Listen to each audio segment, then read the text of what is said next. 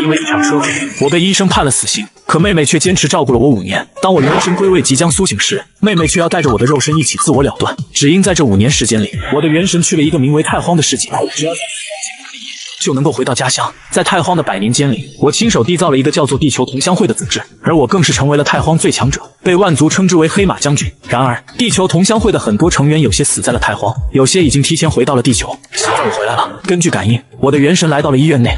哥，你一定要醒来啊！你可是咱们家唯一考入武道高中的人，是咱家的骄傲，你一定会醒来的，对吗？妹妹每天说着重复的话，尝试着唤醒我这个植物人哥哥。我的主治医师也走了进来。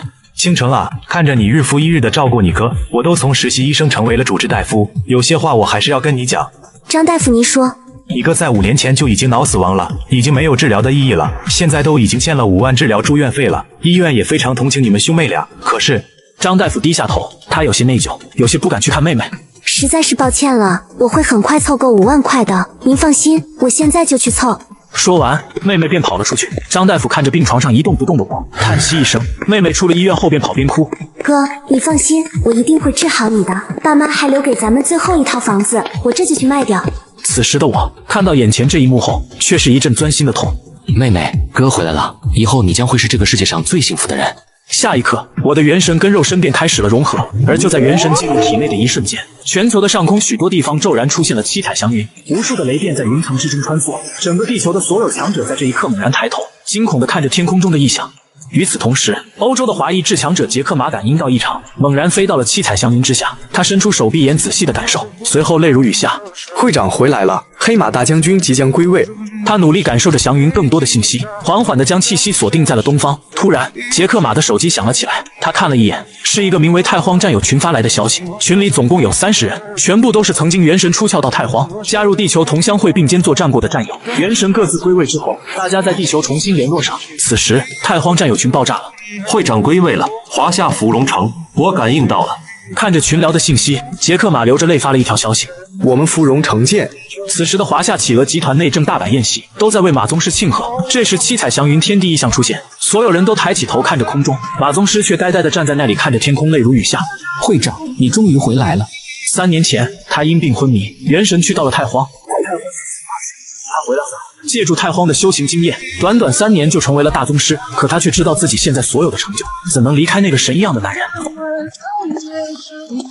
马宗师，您怎么了？没什么，我有急事，我先走了。他回到房间，翻出来一件披风，而披风的背后有5个大字：地球同乡会。穿上披风后，马腾在无数强者疑惑的目光中火速飞。这一刻，全球各地数十位强者腾空而起，朝着芙蓉城飞。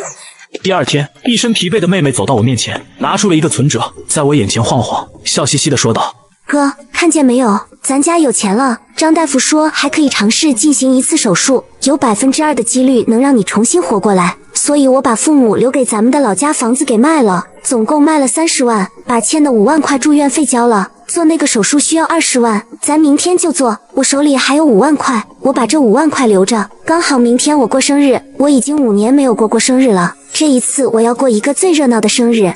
妹妹叽叽喳喳地说着，但是她却没有说另一件事。如果明天手术依然不成功的话，那么她将会给我办理出院手续，带我回家吃一次从来没有吃过的大餐，用5万块最后过一次生日，然后自我了断，跟我一块离开这个世界。这时，张大夫走了进来，让妹妹签字。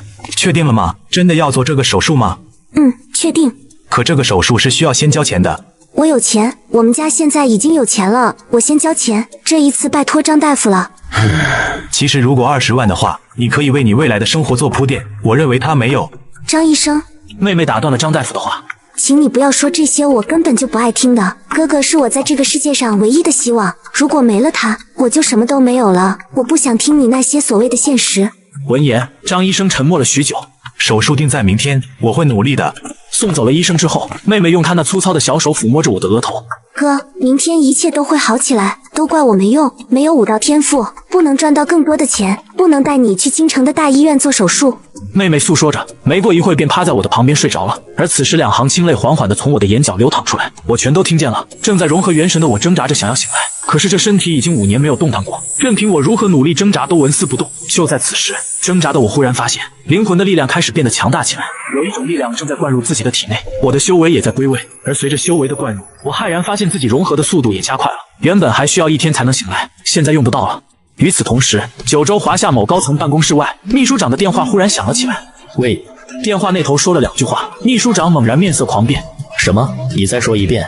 20位九品至尊级强者忽然造访华夏，不知原因，不知目的，现在正在边境与我华夏的强者们对峙。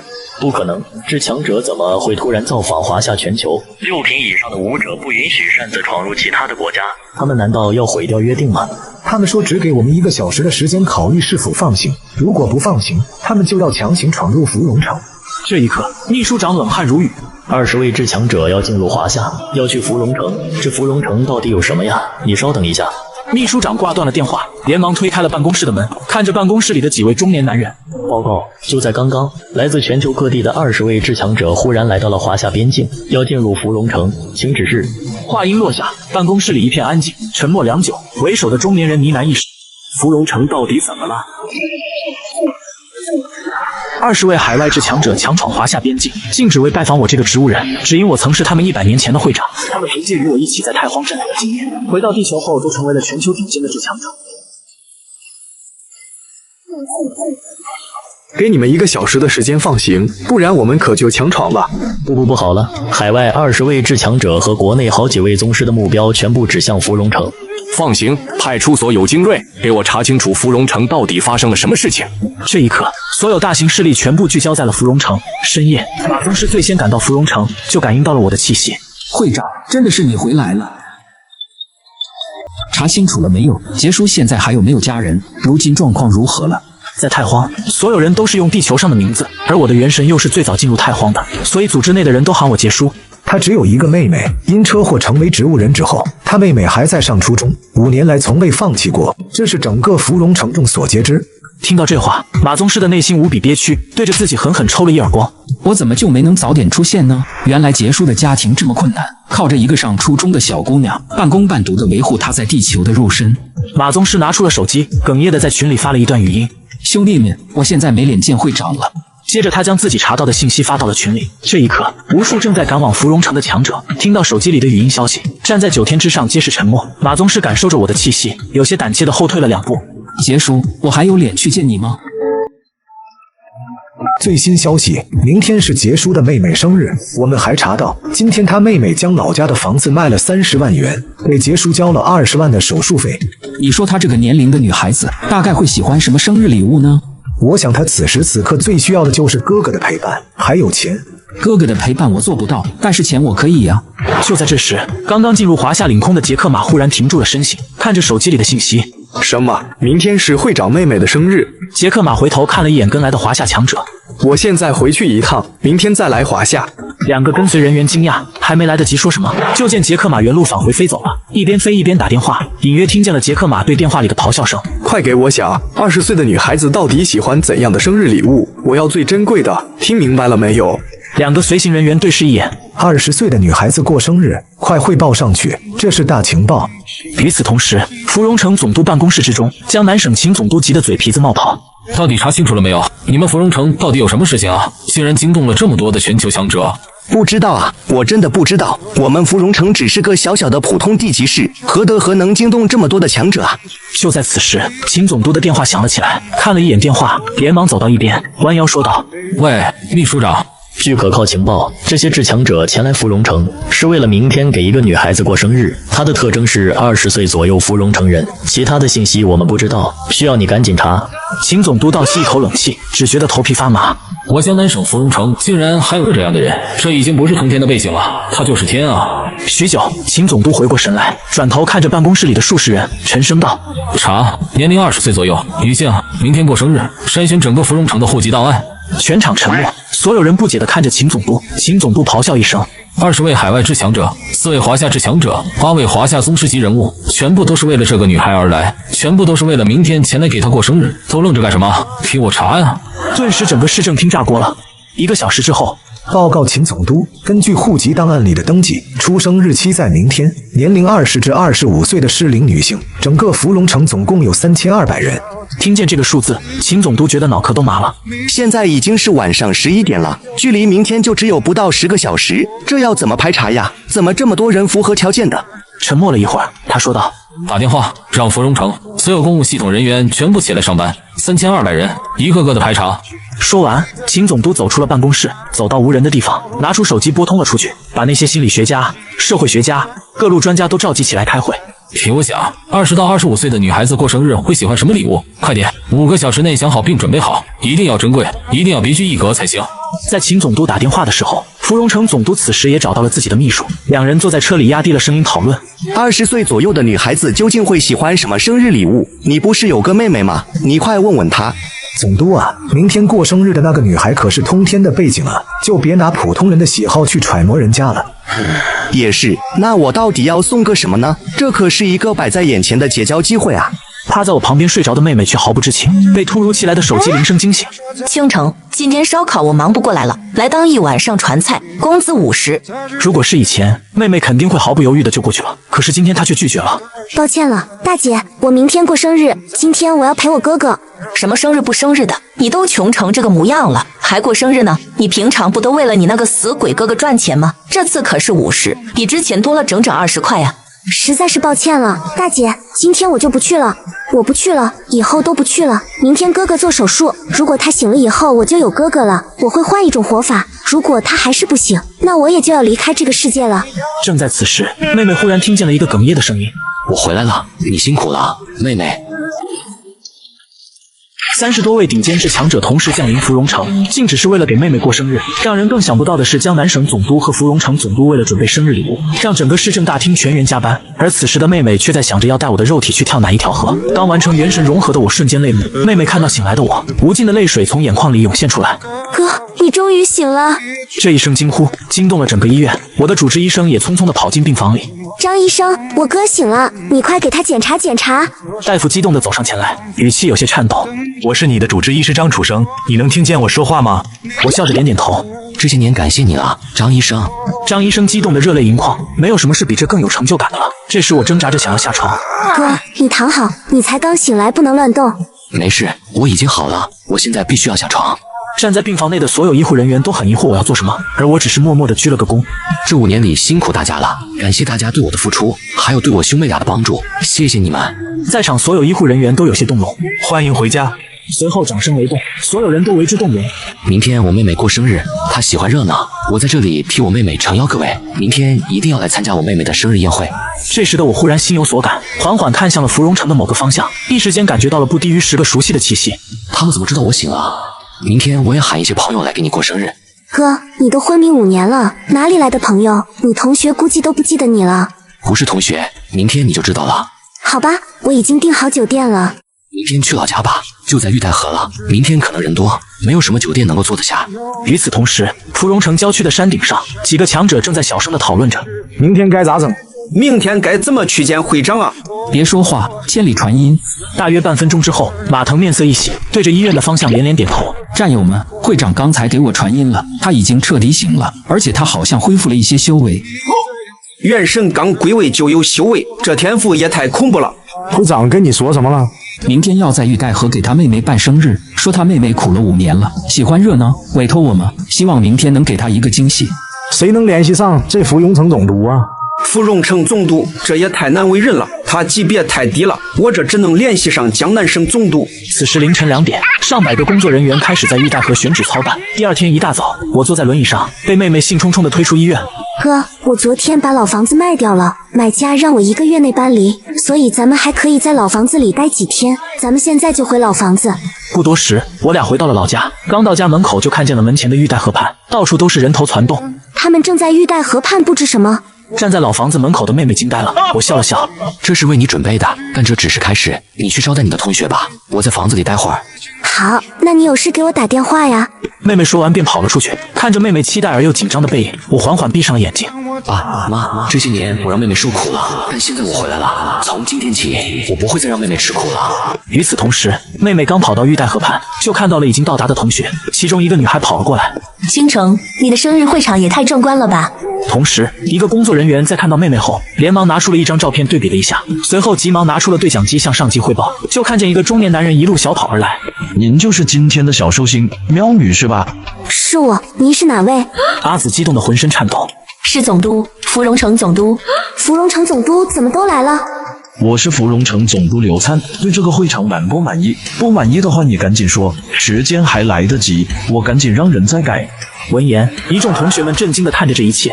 这个生日会竟然是总督大人亲自给他操办的，芙蓉城总督怎么会认识我？怎么会给我办生日？所有人员除现场服务人员之外全部退散。工作人员顿时快步离开。你不要紧张，这是我的名片，以后有事给我打电话，常联系，一定要常联系啊！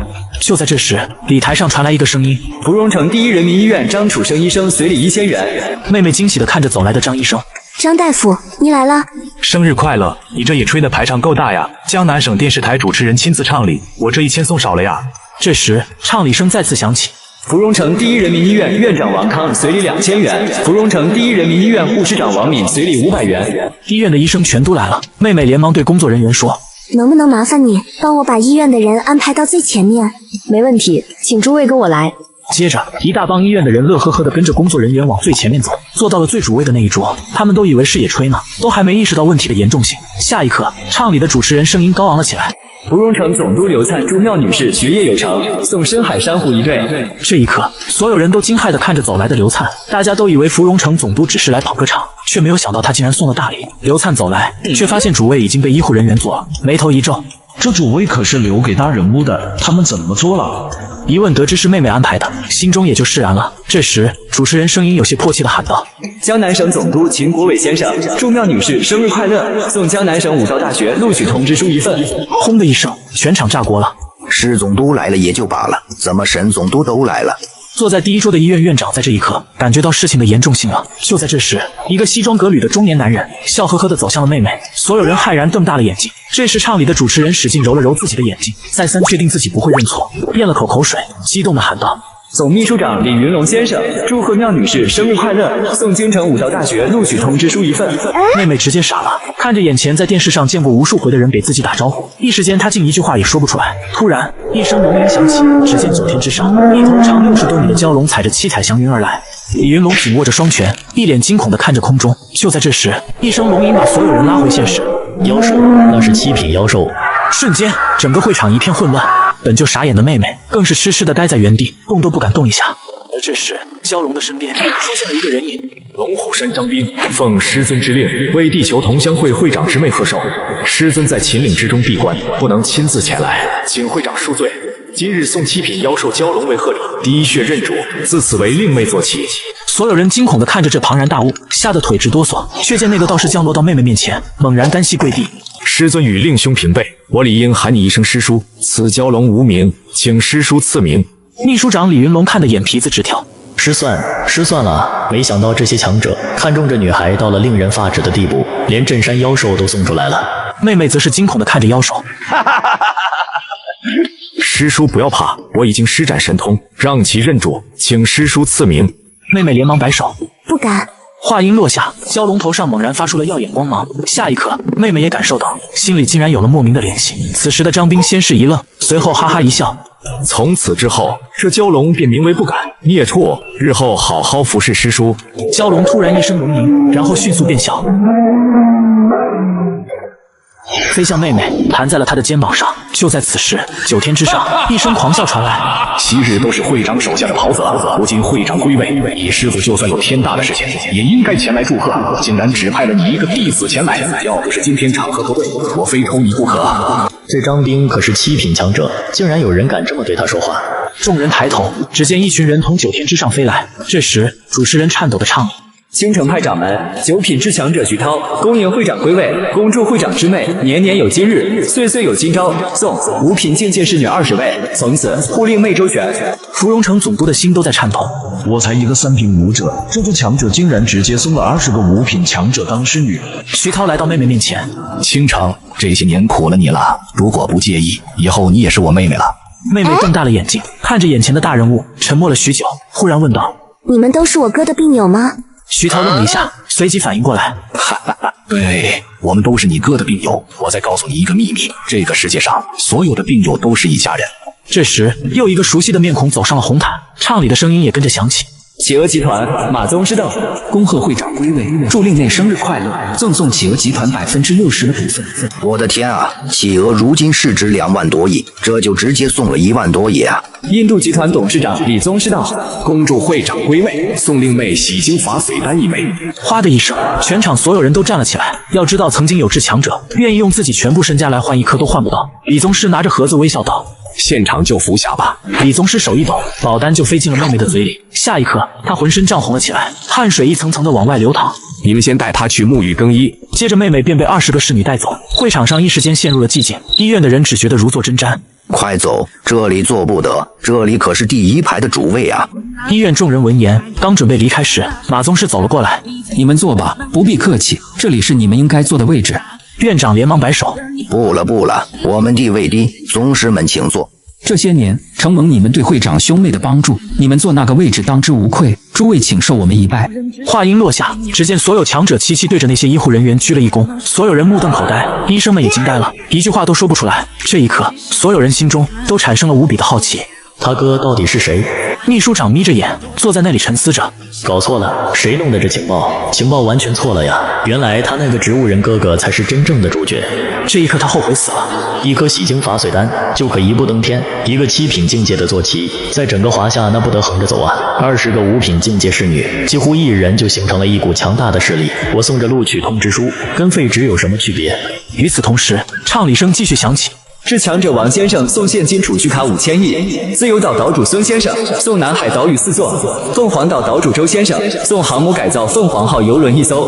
而此时，数名至强者如同小学生般站在我的面前，杰克马更是哭出了声：“将军，您还记得我吗？当年黑山之战，我是您身后的一个小兵，我叫马生。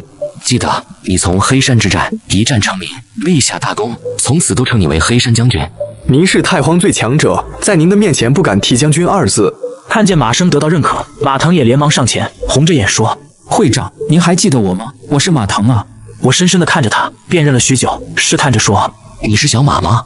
马腾激动的泪如雨下：“对，是我就是小马，在黑山之战中，我给您扛过帅旗啊。”万族之中，其他种族很多人都听说过你的名字，我当时很欣慰。现在几品了？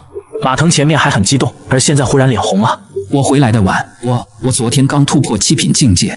听到7品，我有些皱眉。你们归位，我很高兴，但是回来这么久才突破7品，我不高兴。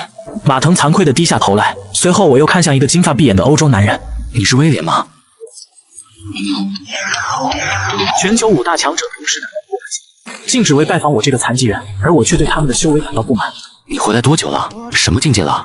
我回来4年了，如今已是9品至强者。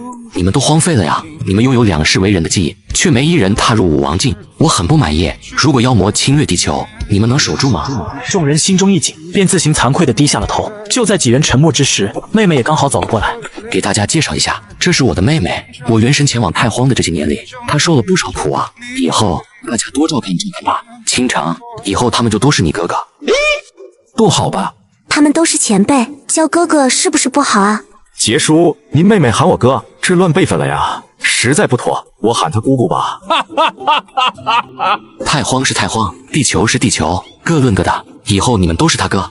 哥，什么太荒，什么各论各的，我怎么听不明白呀？妹子，你相信元神出窍吗？我信。其实我们都曾成为过植物人，并且元神出窍，去过一个叫太荒的世界。因妖魔入侵，地球被抽掉了2万人增援太荒，现在回来的就只有我们这些人了。而你哥就是人族唯一的一个武圣。难怪哥哥明明昏迷5年，却认识这么多的大人物。你们几个连9品都不到的人留下来，我会监督你们修炼到9品才能离开。别忘了，妖魔并没有被消灭，随时会卷土重来。会长，您放心，我们绝对不会给您丢脸。与此同时，京都某办公室内，各路专家聚集在一起。现在可以肯定，前天全球各地出现的七彩祥云，肯定和妙劫有关。七彩祥云出现，代表着地球有5匹强者即将出世。只是昨天北极上空出现了一团黑云，不知道这件事是不是也跟妙劫有关。此时的秘书长忽然站了起来：“不行，我得再去一趟芙蓉城。咱们在这里猜测推论，也猜不出什么东西来。”另一边的华夏缥缈宫内，红尘道人听完下属的汇报后，感到疑惑不解。地球同乡会，对，就叫这个名字。地球同乡，难道他们去过地球以外的地方？公主沉默了许久。那人是什么境界？只是一个有武者天赋的凡人。一介凡人却能统领24位九品，这里肯定有我们不知道的地方。看来我应该亲自去拜访一下。公主万万不可，您可是绝巅强者。如果公主想要见他，我去通知他来缥缈宫面见公主就是。忽然间，红尘道人心有所感，不断地掐动着手诀，眉头也越皱越深。天地大劫，九死一生，前天七彩祥云，昨天北极黑云，你究竟是天地大劫，还是救世之人呢？第二天一大早，马腾几人眼神惊骇地看着那小平房。从昨夜开始，他们感觉到了房间之中气息不断变强，一刻都不曾停止。我的天哪，这是什么修行速度？会长就是会长，一个晚上的时间就从3品升到了5品，不愧是能成为5升的强者，可怕，太可怕了！就在众人感慨之时，一股强大而又陌生的气息由远及近，马腾几人浑身肌肉紧绷，下意识地摆出了一副在太荒之中的3角进攻阵型。看来我们是被缥缈宫给盯上了啊！缥缈宫是什么地方？缥缈宫是华夏真正的靠山，也是华夏最大的修行者势力。来人是缥缈宫的公主红尘道人，传说是绝巅强者。绝巅又是什么境界？他们将9品之上统称为绝巅，不知道是武王、武皇还是武帝，反正不可能是武圣。红尘道人刚降落下来，就发现我的修为达到了5品。他不是凡人吗？怎么就5品了？我缥缈宫的情报错差这么大吗？5品和凡人都能搞混。红尘真君来此，可是有什么想问的吗？我只有3个问题。地球同乡会究竟是一个什么组织？你们是天南海北不同国家的人，为什么却都认识，而且很熟悉？你们曾经在一起做过什么？我们都是网络游戏上的朋友，我们玩游戏的时候有个战队叫做地球同乡会。妙先生有点不尊重人了。红尘先生也是。哈哈哈，也对，初次见面就问这些问题，实属冒昧了。前天北极出现了一团黑云，据说黑云之中还有一只眼睛往外看。什么？我猛然站了起来，小马几人也是满脸惊恐，浑身筛糠般的颤抖着，似乎记忆又回到了曾经的太荒。红尘道人将这一切尽收眼底。他们果然知道些什么。来此之前，我曾算过一卦，卦象竟然直指此间天地，卦象大凶，而这卦象却是因你而起。所以这3个问题方便说吗？如果我说末日来了，这个世界99%的人都会惨死，你我乃至整个缥缈宫都将会死在第1批，你信吗？胡说八道！你知道你在说什么吗？红尘道人用愤怒掩盖着他心中的惊恐，而我也重新坐回了轮椅上。哎，小马呀，我有点累了，推我出去转转。对了，红尘真君，你问我那么多没有任何意义，你可以派人去查一查，最近1、2年，地球各地可能出现了很多超级天才，这些天才他们有些怪异的地方，那就是睡了一觉就好像变了一个人一样，变得不会说地球的语言，看不懂地球的文字，又有些超乎常人的怪异举动。你去查查，查完了，如果我说对了，你再来找我。红尘道人满脸茫然地看着被推走的我。你什么意思？怎么好端端的又提到了天才？提天才做什么？你快给我说说，你们到底知道什么？如果华夏真有这样的天才，照顾好他们，招待好他们，善待他们，他们都将是地球的大恩人。他们是第1批来自万族的元神，他们都将是地球的大恩人，请善待他们，招待好他们。他们是第1批支援地球的万族元神。红尘道人回去的路上，脑海中不断回想着我的这句话。现在黑云出现了，妖魔也就快来了。你们多久没拿起过武器了？已经有3年了。还取得跟我地球同乡会的经济吗？能，血战到。将军依然如太荒，您指哪儿，我们打哪儿，死而无悔。去结束，下命令吧，是时候筹备这一场战役了。我们该怎么做？当初整个太荒只剩下了几千个幸存者，地球绝不能上演这样的悲剧。另一边的红尘刚回到缥缈宫，就直接发号施令，3天内调查整个华夏境内，是不是这2年冒出了很多超级天才？我泱泱华夏，人杰地灵，四处都有卧虎藏龙之人，天才更是辈出。不，我说的是超级天才，他们都有一个特征：不懂汉语，不会英语，不会说地球上的很多语言，大多数是以哑巴来伪装自己。明白了，我这就下达命令去调查。这一刻，全国各地如火如荼地开始进行起了调查，摸排整个华夏大地的所有人员，所有行为举止怪异的超级天才。与此同时，华北的一个偏僻小城中，老母亲突然发现，一向乖巧懂事的儿子一反常态，变得无比疯狂，不仅对自己的父母大吼大叫，嘴里还说着一些让人完全听不懂的话。更疯狂的是，儿子竟然爬向楼顶，想要一跃而下。他本是天鹅星座的人，刚一觉醒来就发现自己的元神竟然来到了一个陌生的地方，还占据了一位少年的身体。少年呆呆地坐在床上，喃喃自语：库奇库玛卡达。啊？这是什么鸟语？老子完全听不懂啊！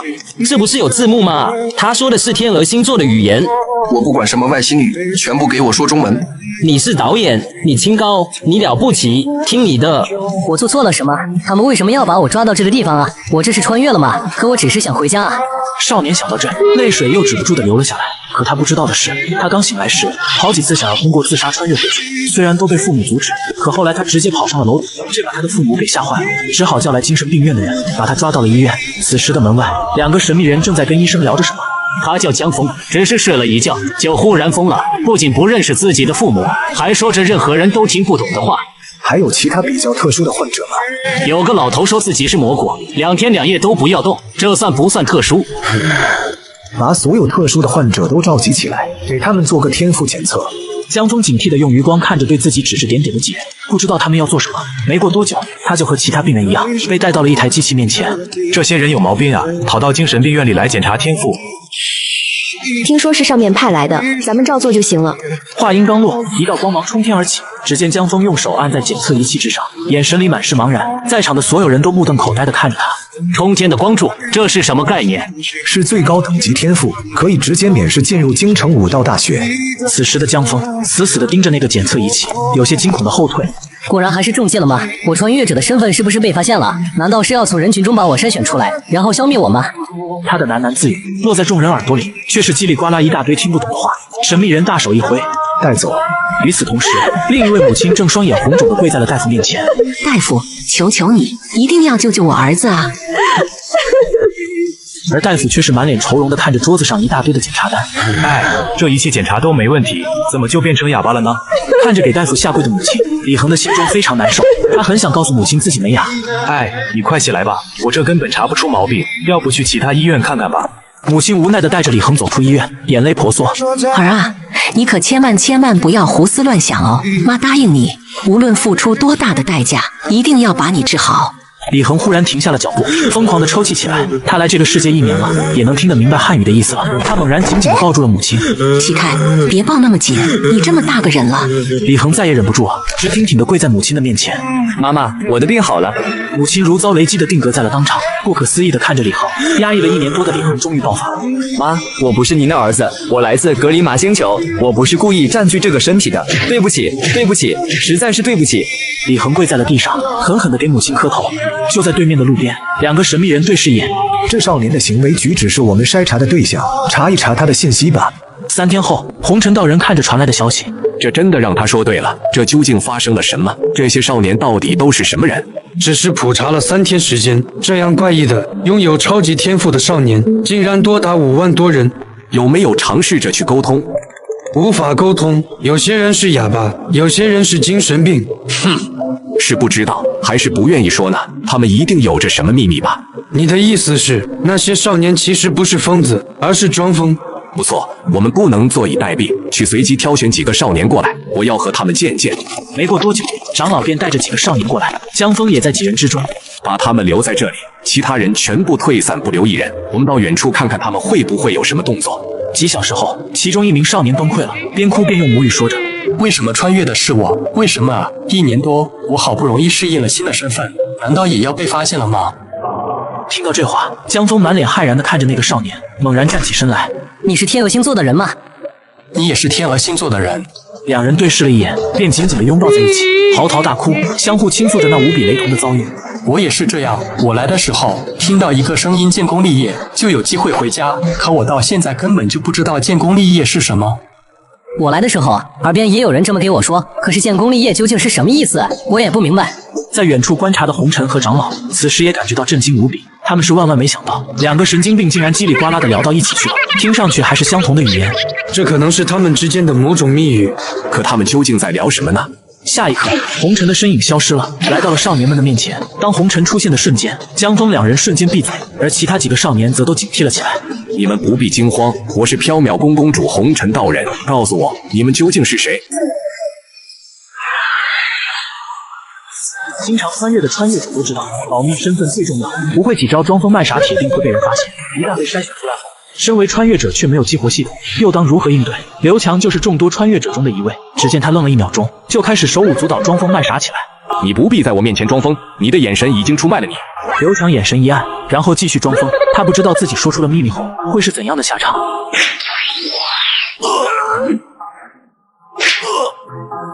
我的耐心不多，3个数，告诉我你的秘密，否则死。说完这句话，那几个听得懂汉语的少年猛然面色一变，然后低着头假装没有听见。没错，他们也是穿越者。这一刻，他们也打定了主意，绝不能暴露身份。我要死了吗？但我绝不能暴露身份。他依然装疯到底，嘴里叽里呱啦的大喊着红尘听不懂的疯话。红尘听不懂，可是江峰听懂了。兄弟，我先走一步了。你若能回到家乡，请帮我照顾我的家人。江峰绷住了眼泪，不敢让人察觉。3、2、1，红尘手指微微用力，而刘强却依然在那装疯卖傻。操！请善待他们。红尘一把将刘强扔在了地上，带走，全部关进密闭房间，告诉他们想通了再出来。坐在房间之中，江峰听着这整个世界仿佛只剩下了自己的呼吸声，这是一种被世界遗弃的恐惧。他不断地告诫自己，我不能被发现秘密，我一定要回去，一定要回到我的家乡。几个小时之后，江峰就出现了幻觉。10个小时，江峰双眼通红，狰狞着看着墙壁发呆。15个小时，江峰直接瘫倒在地上，两眼无神。这一刻，红尘放弃了。其实他去问妙洁就能解决一切的疑问，只因他本身依然是倨傲的。思考了很久很久，红尘最终叹了口气，他还是决定亲自去找妙洁谈谈。当我看到一个人影快速的飞来，就知道是红尘道人。没想到他竟然来这么晚，看来他并没有将我的话听进去啊。而此时的红尘竟整个人顿在了空中。8品，短短几天时间就从凡人修炼到8品武者，这妙洁不会是他人假扮的吧？红尘道君，您比我预想的可是要晚了几天。你不是妙洁吧？呵呵，我不是妙洁，还能是谁？不可能，一个凡人怎么能在这么短时间就突破到8品？没什么不可能的，我17岁那年出了一场车祸，都以为我成了植物人，但其实我死了。什么？你是个死人？是的，而我的元神去往了一个叫做太荒的世界。接着我将太荒的事情全盘托出，半个小时之后，红尘人已经傻了。所以你的意思是，你的修为其实是你元神带来的，现在只是一个恢复期，而那些少年就是万族来到地球上的元神，其实他们都是穿越者。没错，他们就是万族的元君，这也是我让你善待他们的原因。未来这些元君和同志们，有很大一部分将会死在地球这片大地上。红尘的内心忽然有些愧疚，他想起这几天一直在审问那些少年。那如果我相信了你，你接下来要做什么？1. 向全球预警，接受末日到来的事实。2. 全民修炼，让整个社会全部优先于武者。3. 召集全球的万族之人，加以培养。听妙洁说完了计划之后，红尘整个人瞳孔一缩。他这是想要直接控制地球，成为这地球之首啊！红尘没有表态，而是直接匆匆的离去。看着红尘离去，杰叔，我们的时间不多了，红尘会相信我们吗？他会做出什么反应吗？我不知道，就算验证无误，他依然会犹豫不定，因为我们没有更多的拿得出手的证据了。那怎么办啊？我们能做的也只是能救一点是一点，先做准备工作吧。第一，在全球范围内用一切手段召集全球的万族元神。第二，地球同乡会高调出山，挑战全球强者，让全球都知道我们的存在。是。此时的缥缈宫内，几个少年恐惧地看着眼前这个强大的男人。我知道你们的身份了，你们是从其他的世界穿越来到这里的，你们都是穿越者，对吗？话音一落，几个少年惊恐地看着红尘，看见他们的表情，红尘已经了然于胸。他们果然都是穿越者，没想到这个世界竟然还有这么魔幻的事情。对不起，我为之前的所作所为道歉，我会尽力补偿你们的。几人面面相觑，他们不相信红尘有这么好心。红尘回忆着我的话，将太荒的事情讲了出来。就在几人惊叹着还有这样的事情时，其中一位少年惊呼起来：太荒，武圣妙洁，您是说那个传说中的武圣是地球人吗？我勒个去，竟然有外星人听说过妙洁的名字。他是这么说的，他们还有个组织叫地球同乡会。什么？你听说过地球同乡会？天哪，我一直以为这是一个传说，没想到是真的。您竟然能有幸和武圣对话。什么叫有幸？我可是绝巅强者，无敌于华夏已经很久了。大人，能否让我去拜见武圣大人？我想为我家乡的强者们带句话。金居晚星球人永远是武圣大人的部下。而正此时，长老急匆匆地走了进来。公主，地球同乡会有大动作。什么动作？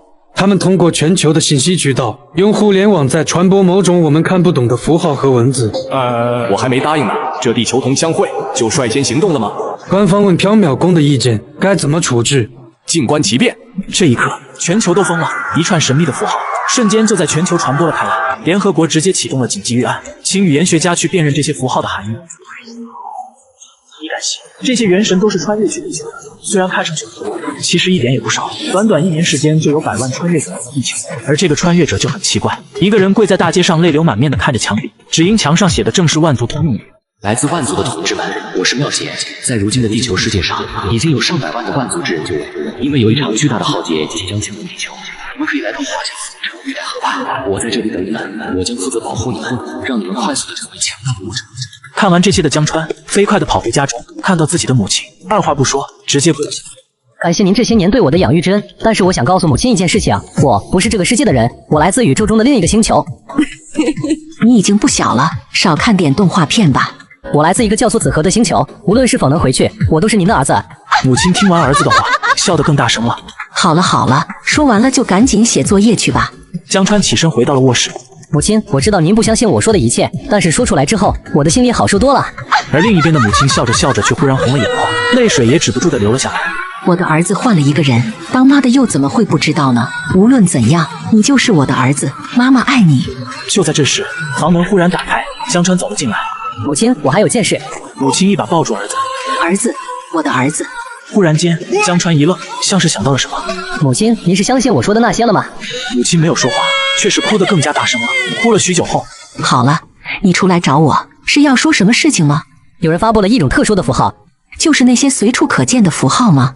是的，那其实是万族通用语。说着，江川便将万族军团、黑马将军以及地球即将遭受劫难，一股脑地告诉了母亲。母亲，我想要去一趟芙蓉城，我想去看看这个世界是不是真的还有和我一样的人存在。收拾行李，妈和你一起去。类似的事情也同时在全球各个地方上演。原来我穿越的这个世界就是地球啊！这就是武圣大人的家乡吗？这就是武圣大人的召唤啊！我要去见武圣大人。一时间，全球上百万的万族少年用着各自的方式赶往同一个目的地——华夏芙蓉城。另一边的红尘道人却不淡定了。什么？你再说一遍。全球各地正有大批的少年往华夏的方向赶来，目的地正是芙蓉城。看来那些稀奇古怪的符号就是用来召唤全球各地超级天才的。公主现在根本不知道地球同乡会打着什么算盘，我们一定要阻止这一场无法控制的事情啊！我先去一趟玉带河，等我回来再做定夺。说完，红尘直接飞走。刚到玉带河上空，红尘再一次被震惊到了。九品，他修炼就真的这么快吗？有朋自远方来，不亦乐乎。你到底发布了什么？为什么全球那么多人都赶往这里？没什么，我只是告诉他们，来我这可以得到我的庇护，我会教他们修炼以及战斗技巧。你是想将他们一步步培养成军团，未来完全听从你的号令？只有这样才能获得最终的胜利，难道不应该吗？如此一来，你岂不是就权势滔天了？你是想要成为地球最强大的势力吗？不是最大的势力，而是唯一的势力。唯一的势力？你想要统治地球？你好大的胆子啊！只有这样才能避免地球步入太皇的后尘。虽然太皇最终胜利了，可全族也只剩下几千人了。那如果我缥缈宫第一个站出来反对呢？那我就将缥缈宫连根拔起，一个不留。红尘猛然一怔，身体周围散发出了巨大的杀意。站在一边的小马和威廉几人也浑身绷紧，随时准备战斗。不必紧张，不如我们打个赌吧。你要赌什么？3招之内我能杀了你，如果我杀不了你，我拜你为师，任何事情我都听你的。如果我能杀了你，缥缈宫从现在起尽一切力量支持地球同乡会。你说什么？3招杀了我？你才区9品，而我20年前就是绝巅强者了，你敢挑战我？再加个赌注吧。绝巅我听着不舒服。我说了，你是武王境，我赢了，你以后不要再以绝巅自称了，说的跟走到武道尽头了一样。放肆！目中无人，你简直太狂了。赌不赌？什么时候？就3招的事情还需要约个时间吗？就现在吧，打完你我还要继续修炼呢。你如此猖狂，可别怪我丑话说在前面，拳脚无眼，打死了可别怪我下手重啊。但我会手下留情的，你比较识相，我不会真的杀了你。欺人太甚！红尘飞上了天空，站在玉带河的上空，不知道从哪里掏出了一把长剑，怒指妙子。来战！这一刻，所有赶到芙蓉城的万族人目光都紧锁在了玉带河的上空，震惊地看着天空中站着的红尘。武王，那是武王境界。这就是华夏的武王强者吗？他要干什么？他在那个地方，不会是要挑战武圣吧？我看着天空中愤怒的红尘，又瞟了眼紧张无比的小马和威廉几人。他不过是武王初期的境界，你们什么时候连我都不信任了？为什么要紧张？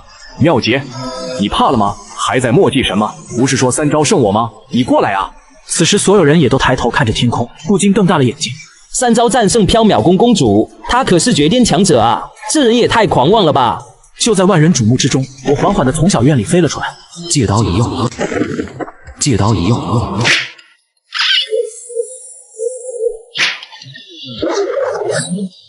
红尘看到我竟然随便弄了把刀，顿时大怒：“你是在羞辱我吗？”“不，你误会了，我只是觉得是时候让你知道什么才是真正的武者了。”放肆！红尘再也忍不住，怒吼一声，直接掐动法诀，快得像是翻花一样。前摇太长了，要是搏命的话，你已经死了。但是我决定给你一次出手的机会，你赶紧的。这一招威力巨大，连我也不能完全控制，你可要当心了。哦，所以你快好了吗？我已经提醒过你了，要是死在这一招之下，可不能怪我了呀。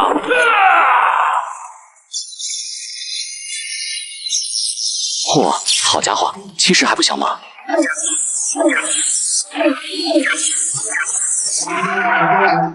中看不中用，前摇太长，威力太小。好了，你表演完了，现在轮到我了。红尘吞了口唾沫，感受着头顶的刺痛，动也不敢动。看着眼前的我，红尘第一次感觉到了惊恐。我知道你不服，我再给你2次机会。他刚才说3招杀我，意思是说3招要杀我3次吗？红尘感觉自己又一次被羞辱了，但是愤怒中却带着惊恐。他飞速后退到一个安全距离，惊疑不定地看着我。他是什么人啊？华夏的绝巅强者，在他手里一招都走不过吗？不愧是武圣大人，我明白了，这才是战斗的真谛。实战中根本就没有那么多的花架子。都说武圣大人只会2招，原来这才是化繁为简啊！再来。好，那我来了，请注意，这一次我会用刺这个动作。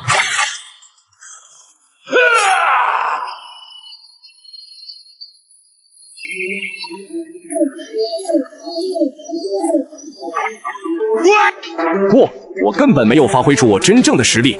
知道你会不服，还有1次机会，但是第3次一定要服，否则我不会再手下留情了。红尘再次倒退数百米。再来啊！这一次我将全力以赴。我可以给你1分钟的时间调整状态。不需要，你放马过来。这一次我让你见识绝巅的实力。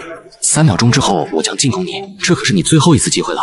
3、2、1，我来了，不要眨眼。如果还有第4次的话，我保证你不能完整的站在这里。还记得我们的赌注吗？红尘心中涌现出了一种绝望，发自灵魂的感到恐惧。从现在开始，缥缈宫全力支持地球同乡会。从此以后，这世上没有绝巅红尘，只有武王红尘。好，从现在开始，7天内把附近区域全部清空，给万族军团的人腾地方。可是到现在根本没有人来投靠你们啊！没有吗？你看那是什么？红尘扭头看去，玉带河畔的沿江公路上，数百名少年满脸狂热，猛然跪在了地上，对着天空齐声嘶吼：“参见武圣大人！”红尘惊呆了，看着突然冒出来这么多的少年，心里叹息一声：原来这一切都在他的掌握之中。回到缥缈宫后，红尘立即下达命令，吩咐下去，自今日起，华夏正式进入全民修炼时代。所有人惊骇地看着红尘，每个人都将成为自己生命的第一责任人。而在此之前，华夏会保护他们，扶持他们，并开放国库所有武道资源。另一边的联合会议室里，华夏代表正大汗淋漓，鹰将代表则是愤怒地大吼着：是你们将地球同乡会从华夏境内驱赶出来，还是我们自己进去找他们？地球同乡会拐带全球天才少年，我们必须要将他们全部铲除。没错，就现在，必须给我们一个满意的答复。就在这时，缥缈宫的电话打了过来。好的，我明白了。诸位，我现在代表缥缈宫向大家传递一个信息：1年后，妖魔即将降临，此乃人类之巨大浩劫。即日起，缥缈宫将与地球同乡会站在一起，保护并且扶持散落在全球各地的万族同志，也就是诸国的超级天才少年，一切后果将由缥缈宫承担。缥缈宫这是要做什么？他们这是要彻底和全世界决裂吗？要站在全人类的对立面吗？不，我们并不是要站在全人类的对立面，我们只是为应对即将到来的浩劫做准备而已。哼，红鬼呢？你们这就是打着末世的幌子，为培养军队做借口。擅自传播武道是全球所有国家的死罪。现在你们是要违背当初在世界武道联盟的承诺吗？我们从未想要和全世界作对，而至于武道联盟，我相信地球同乡会会将其取代，并且将全人类团结在一起的。哼，那我们就只能灭了这个地球同乡会，拔掉缥缈宫了。区区缥缈宫只有一个绝巅强者而已，胆敢公然反对世界武道联盟，不错，全球可是有15位绝巅强者，只要同时对华夏出手，想必可以让华夏在地球除名。就在这一阵阵的讨伐声中，各国代表纷纷联系各自的绝巅强者，准备对华夏开战。宫廷玉液酒180一比，级别符号看象限。挖掘技术哪家强？中国山东找蓝翔。我凭借这华夏独有的暗号，在太荒世界很快就找到了其他老乡。宫廷玉液酒180一杯，这是什么意思啊？这一定是什么密码？可是整个华夏似乎所有人都知道这句密码。我们刚对华夏宣战，他们这难道是在搞什么大动作？华夏人真是太可怕了，竟然能用一句暗语调集全国的强者。哼，那又如何？我们这次可是请来了14位绝巅强者，就算华夏举全国之力，也别想翻盘。玉带河畔，无数强者汇聚。将军，究竟发生什么事了？你紧急召唤所有人前来。米国召集全球其他国家，想要覆灭华夏国。什么？竟然会有这种事？我也知道一些内情，似乎是因为全球武者联盟想要消灭我们地球同乡会。没错，毕竟我们地球同乡会的存在，的确影响了许多人的利益和地位。世界级的灾难就要降临了，那些大人物却还想着内斗。我虽然不是华夏人，但此战我站在华夏这边。对，因为我们是地球同乡会的一员。好，就由你们几位负责带领地球同乡会的其他成员，配合缥缈宫的人抵御外来强者入侵。可是还有14位武王强者，蝼蚁罢了，他们就交给我。当妙洁说出这话时，在场之人没有一个面露惊讶，相反，全都是一副平静的表情，似乎10几位武王强者放在妙洁面前毫无威胁。所有人离开后，红尘道人现身。14位武王强者已经快要靠近华夏境内，全部来势汹汹，看来此战只能由我们并肩作战了。不，难道你还能找到其他帮手？我的意思是，这一战我一个人就够了，你只需要截断他们的退路。什么？你要独自对战14位武王强者？闻言，红尘道人内心掀起惊涛骇浪。在没有遇到妙洁之前，红尘道人一直认为自己已经举世无敌，但就算如此，也不敢以一己之力对抗多位武王强者。很快，10几道恐怖的气息就要进入华夏境内。突然，一道刀光破开云层，在天空中划出一道百里长线。妙洁与红尘道人现身。另一边，秘书长通过卫星看到画面，心都提到嗓子眼了。妙洁和红尘道人出手了，如果他们败了，我泱泱华夏可能真会亡国灭种啊！可他们能赢吗？妙洁一人一刀，平静地站在边境线内，双目注视着对面14位武王强者。前方华夏越界者站着。就凭你们2个，想要阻挡我等的步伐？红尘真君，3年前被人惜败你一招，今日就要一雪前耻。错了，今日阻挡你们的不是我，而是他一人。就凭这小子，不过区9品境界，红尘道人，你们华夏人还是一如既往的愚蠢自大啊！9品确实不足以对抗14位武王，很简单，我突破武王不就行了？话音刚落，妙洁的气息急速攀升，瞬间自9品一举突破到武王境。什么？这小子瞬间就踏入了绝巅？这世间竟然有如此震古烁今之人，可惜也已是将死之人。说完，肾虚一郎径直向妙洁冲去，而妙洁却是呵呵一笑，单手挥刀，只见一道白光闪过，瞬间斩去肾虚一郎一臂。我的手臂，我的手臂！不可能，这不可能！竟然有人的刀，快到我都看不清楚。肾虚一郎可是号称剑圣，竟然瞬间被断去一臂。你应该庆幸，只有手臂越界，如果身体越界，你已经是一个死人了。恐怖的压迫力瞬间使得14位绝巅强者不敢轻举妄动。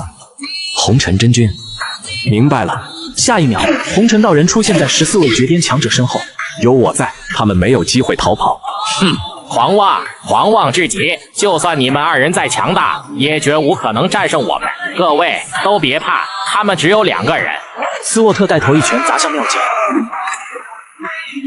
小子，你不过如此。鬼市长。面对多人强攻，妙洁不屑一顾，只是一拳打出，巨大的毁灭之声铺天盖地。一瞬间，14位绝巅强者全部重伤吐血。不可能，这不可能！你明明刚刚踏入绝巅，怎么会如此之强？因为在我眼中，你们只是蝼蚁。肾虚一郎还想逃走，却被红尘道人一击击飞。哼，小八嘎就喜欢卖队友，刚刚不是挺叫嚣吗？另一边，华夏秘书长和其他领导人看完这场战斗，全部呼吸都不敢大喘。绝巅强者之间的战斗无不是毁天灭地，可刚刚妙洁仅仅出手3次，就将所有绝巅强者击败，这太恐怖了。是啊，那些绝巅强者甚至没有一丝还手之力，他们可是绝巅强者啊！此刻在妙洁面前，就如同3岁小孩。错，不是3岁小孩，而是蝼蚁。另一边，你刚刚那一拳似乎已经超越了天地限制。想学啊？我教你啊！我靠，一般都是别人跪着求我指点，这小子竟然想让我求他指点。关键是我竟然真有种下跪请教的冲动。好了，你将这些人带回去。我刚刚那一拳已经封闭了他们的全部修为，就算他们苏醒，也已经失去了反抗之力。与此同时，鹰将总统和脚盆鸡总统正在提前喝庆功酒。相信这个时候，华夏已经名存实亡了。没错没错，爸爸大人，你之前承诺过的，一旦占领华夏，就会给我们一片地盘统治。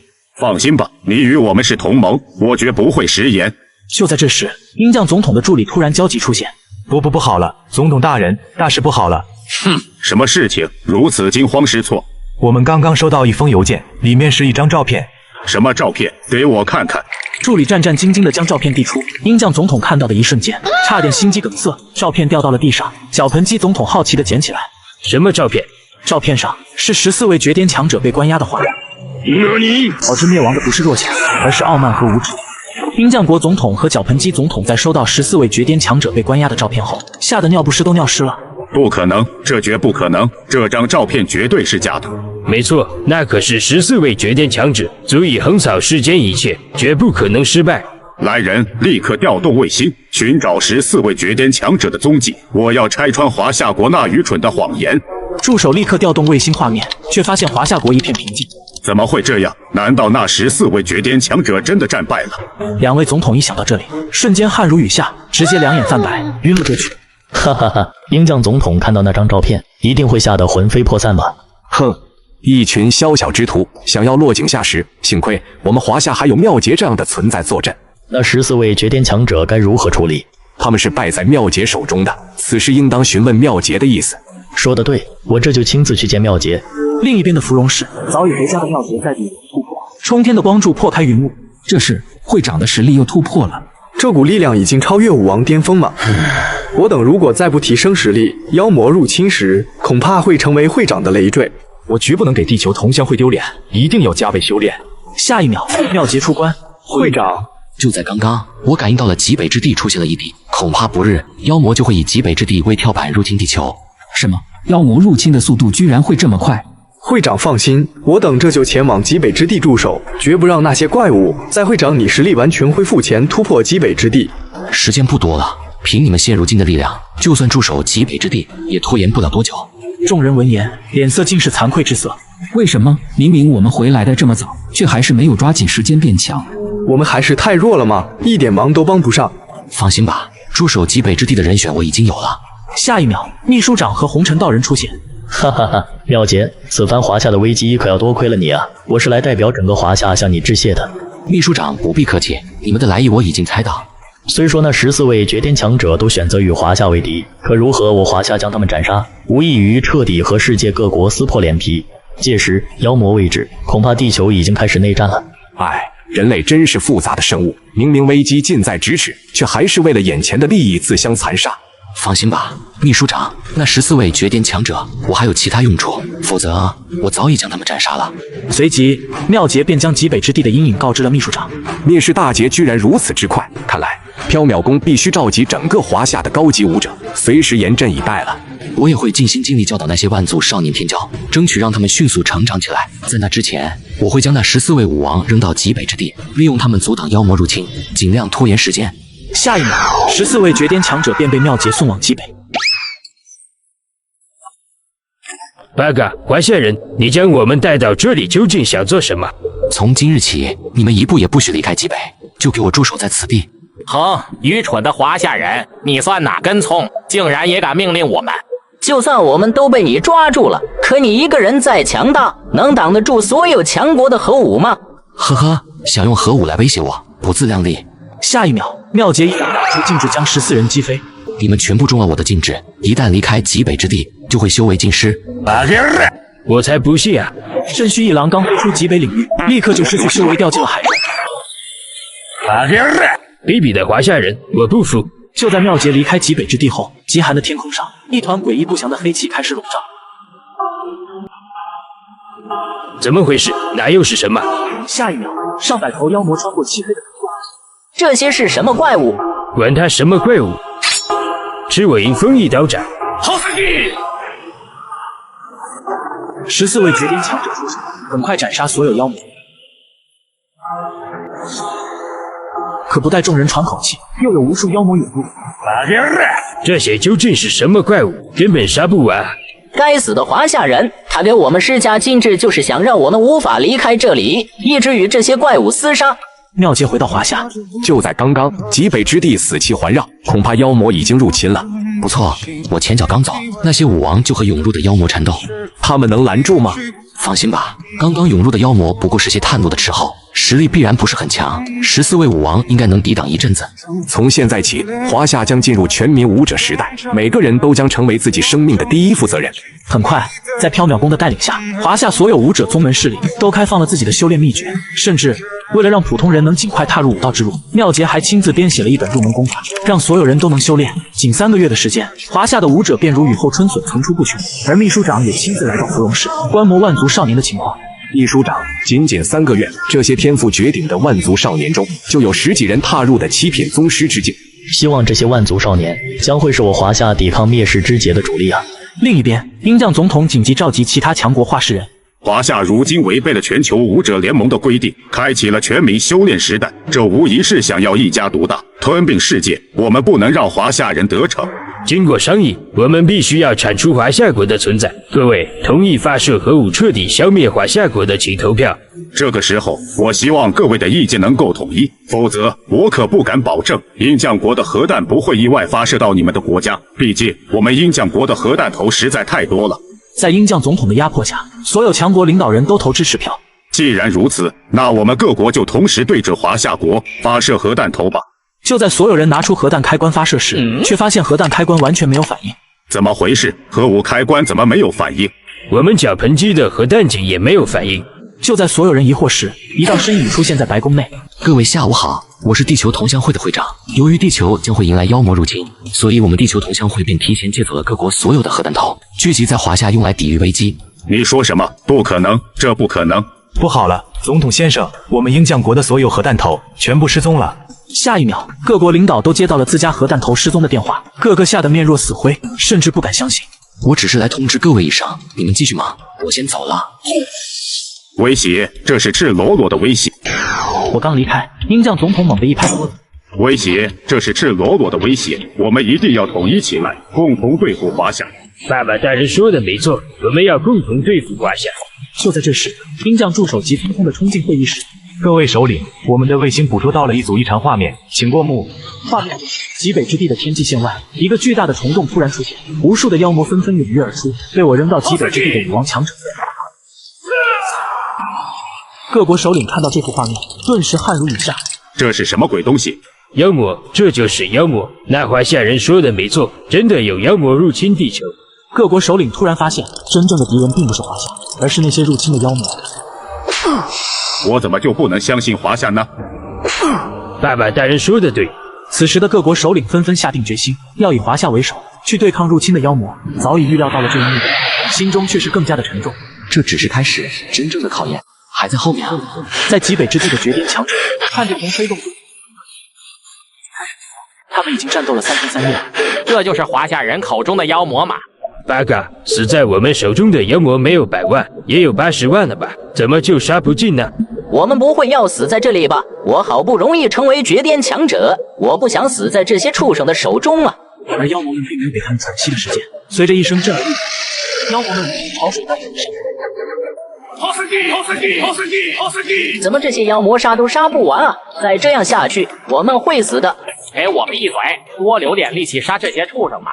话音刚落，天空中的虫洞出现了更加强大的能量波动，一只不一样的妖魔从中探出了脑袋。法克，这是什么东西？我怎么从他身上感觉到了比绝巅更加恐怖的力量？我不想死了，我本可以好好享受人生的，我就不该去对付华夏，不该与妙杰为敌。别说那些没用的，抓紧时间恢复真元，不然等会只会死得更快。另一边的我和红尘道人也同时感受到了极北之地的异样。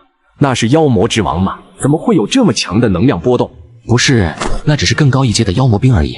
他们没有思想，只有杀戮和吞噬。妖魔之王也是一名武圣的存在。什么？只是高阶的妖魔兵就已经是超越绝巅的存在了吗？人类真的就要灭亡了吗？万族的天才少年们还需要成长时间。小马、杰克、威廉，你们带领同乡会其他成员增援极北之地。会长放心，我们定会死守极北之地，血与火就在前方，我们不退。血与火就在前方，我们不退。万族军团地球同乡会张老道请求归队。龙虎山的张天师竟然也是地球同乡会的成员，人类的存亡只能依靠地球同乡会了吗？张老道突破赛级，未能迎接会长归位，请会长恕罪，允许归队。你就和小马他们一起镇守极北之地吧。张老道，你可是迟到了呀！没想到你竟然是第一个突破到武王的，真好，我们又可以一起并肩作战了。咱们出发吧。愿你们此战平安。红尘真君，那些万族的天才少年就请你多多照顾。秘书长，极北之地最多能守住3个月，还需要你联合其他国家，利用军事力量阻击突破防线的妖魔。我要利用这段时间闭关，尽快恢复修为，防备妖魔之王。妙姐返回闭关的密室，心中充满了紧迫感。她知道，仅凭现有的力量还不足以对抗即将到来的妖魔之王。随着妙洁进入深度冥想状态，她的周身渐渐被一层淡淡的光芒所包围，时间仿佛在这里失去了意义，只有妙洁的心跳、呼吸与这个世界的脉动同步。时间紧迫，我必须尽快突破，为了地球，为了那些无辜的生命。极北之地上空的虫洞中，高阶妖魔已经完全出来。他刚出来的第一件事不是进攻人类，而是吞噬那些人类生命。斯沃特几人看得头皮发麻。这是什么怪物？他竟然在吞噬自己的同类！这头妖魔的力量远比我们想象的还要可怕，必须尽快阻止他。若是让他继续吞噬下去，其实力将会达到一个无法估量的地步。瓦腾几人出现，你们几个休息一会吧。30位最强者赶往北极之地增援，不要去被藐视了。接下来的战斗就交给我们吧。朴不成3人面面相觑，看到赶来增援的人中，就张老道一人是绝巅强者，其他人都只是9品之强者。不是，就你们几个9品，不会是来给这妖魔送吃食的吧？不错，我们3位绝巅强者联手，都不一定能战胜他，怕是给这妖魔塞牙缝都不够啊！你们少说2句吧，也许这妖魔吃掉他们几个就刚好饱了，我们也能趁机多恢复点真元。地球同乡会成员个个面露不屑，他们人手一把战刀，就连张老道也没用拂尘拿战刀。菜就多练，你们不行，那是你们太弱。不过5黄境的妖魔就让你们对付不了了吗？是时候让你们见识一下真正的技术了。哼，血与火磨砺出来的武者，可不是你们这些软脚虾能比的。这种高阶的妖魔兵才是妖魔的主流兵种，你们前面杀的那些只是高阶妖魔的口粮而已。不可能，就算整个地球都没有一个超越绝殿的存在，怎么可能只是小兵？爱信不信，就让我们给你打个样。张老道，你负责给我们压阵。杰克、威廉，我们上。瞬间组成一个进攻型战斗，便朝着高阶妖魔冲去。妖魔似乎也已经补充好能量了，提着大棒也向马腾天冲了。他们几个真的能斩杀这种超越绝巅的妖魔吗？不可能，他们要能斩杀这妖魔，我直接磕头管他们叫爷爷。妖魔每次攻击都是1人1，另外2人就被迅击上头。不一会儿，妖魔在几人默契后，这把朴不成几人看得目瞪口呆。这怎么可能？这么轻而易举的就斩杀了超越绝殿的妖魔，甚至他们的真元损耗都微乎其微。他们这是怎么做到的？太不可思议了！威廉几人过来，在对抗妖魔的战场上，省力最重要。后面这种妖魔兵都是数以亿计，一旦真元耗尽，就只能成为妖魔的口粮。我刚才可是听到了，有人要给我们磕头，还要叫我们爷爷呀！就在众人开怀大笑时，天空中的虫洞正在缓缓变大，仿佛在孕育着什么。张老道等人却是心头一惊。战友们，该来的终归还是要来的，接下来可就是一场硬仗了呀！趁现在还能休息一会儿，都抓紧时间睡一觉吧。接下来的战斗怕是半个月都没觉睡了。面对即将到来的危机，各国首领在紧急商讨后，迅速统一了意见。他们决定成立一个以华夏为首的地球反抗联盟，集合全球的力量，共同对抗妖魔的侵袭。没过多久，全球范围内刺耳无比的防空警告声同时响起，所有的电视新闻同一时间切换到地球反抗主总攻，由华夏秘书长发表讲话。地球的同胞们，万族的同志们，从现在开始，所有人请做好战斗准备。地球同乡会成员和缥缈宫10万弟子将担任第一梯队，挡在你们的前面。我不知道他们可以挡住多久。从此之后，你们都将成为自己生命的第一责任人。我们会保护你们第一次，但接下来拜托你们自己了。随着华夏秘书长的坚定宣言，全球各地的人们心中涌起城市的喧嚣逐渐平息，取而代之的是紧张而有序的准备。缥缈宫的山前已是一片肃穆，10万弟子已经准备就绪，红尘道人将带领他们前往那有死无生的极北之地。红尘道人强压下心中的不忍，取而代之的是一抹坚定。此行我们面对的将是前所未有的强敌，但记住，我们并非孤军奋战，全球的力量都已集结，共同对抗妖魔的侵袭。我们是地球的第一道防线，是万千生灵的希望所在。是死守不沾染，此战不退。随着红尘道人的一声令下，一场人类齐心协力抗击妖魔的全民战争正式拉开序幕。缥缈宫的10万地海带着不灭的斗志与信念向极北之地，各国的战斗机群也分头守候，向着目的地呼啸而去。海面上，各国的航母编队也都朝着同一个地方进发。极北之地的天空中，虫洞突然爆发出了耀眼的光芒，一股更加恐怖的气息弥漫开来。他们快到了，做好战斗准备。真是久违的感觉啊！畜生们，放马过来吧！嘿，你们3个弱鸡，记住了，节省真元才能保命。高阶妖魔大军即将入侵地球，华夏秘书长发表备战宣言：人类。缥缈宫10万弟子奔赴极北之地，全球8品以上的武者也全部都被调往极北之地。这一刻，全球都紧张了起来。1天的时间，数百万人向着极北之地出发。此时的红尘也握紧了拳头。给我们的时间还是太少了，也不知道弟子们是不是都能熟练运用战阵了。我想现在大家都能了，配合是没有问题的，只是需要实战。是啊，需要实战。我想实战快了吧？我能活下去吗？能活多久呢？今天我才发现，其实我根本没有做好准备迎接这末世的到来啊！忽然，一道惊雷降下，全世界的天空降下七彩祥云。我闭关的小院中，一道光柱冲天而起。在这一刻，我突破到5地境。然而，我的内心仍然无比焦急。不够，还是不够！我要尽快恢复到5圣修为。等到妖魔贵族降临地球时，估计那妖魔5圣也就快到了。另一边的芙蓉城内贴满了万族通用语，只要有万族的转生者降临，就可以顺着标语的指引去寻找接引员，然后被带到万族军团和自己的种族汇合。如今的万族天才也全都成长起来了，已经有1000多个9品。再给他们一点成长的时间吧，再给我一点时间吧，绝不能让地球成为下一个太荒。已经赶到极北之地的百万雄师全部都屏住了呼吸，死死地盯着那已经停止变大的虫洞。一声兽吼的，无数的低阶妖魔掺杂着高阶妖种，如同狂风暴雨般从同一个昆虫外壳的震战声直击每个人的心里，百万人齐齐的觉得一股凉气从脚底板窜到了天灵盖。结阵迎敌，绝不能让他们离开极北之地。全军出击，为了地球，为了我们的家园，绝不能放走一只妖魔。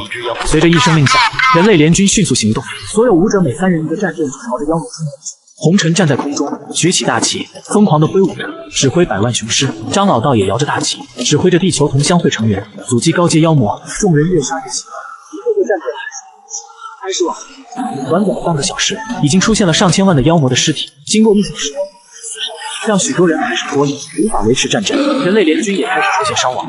报告总指挥，经过统计，人类联军1小时击杀妖魔2456万，虫洞每小时喷吐妖魔数量多达3000万。这妖魔好像不是很强啊，只是数量有点多而已嘛。不错，我也这么觉得。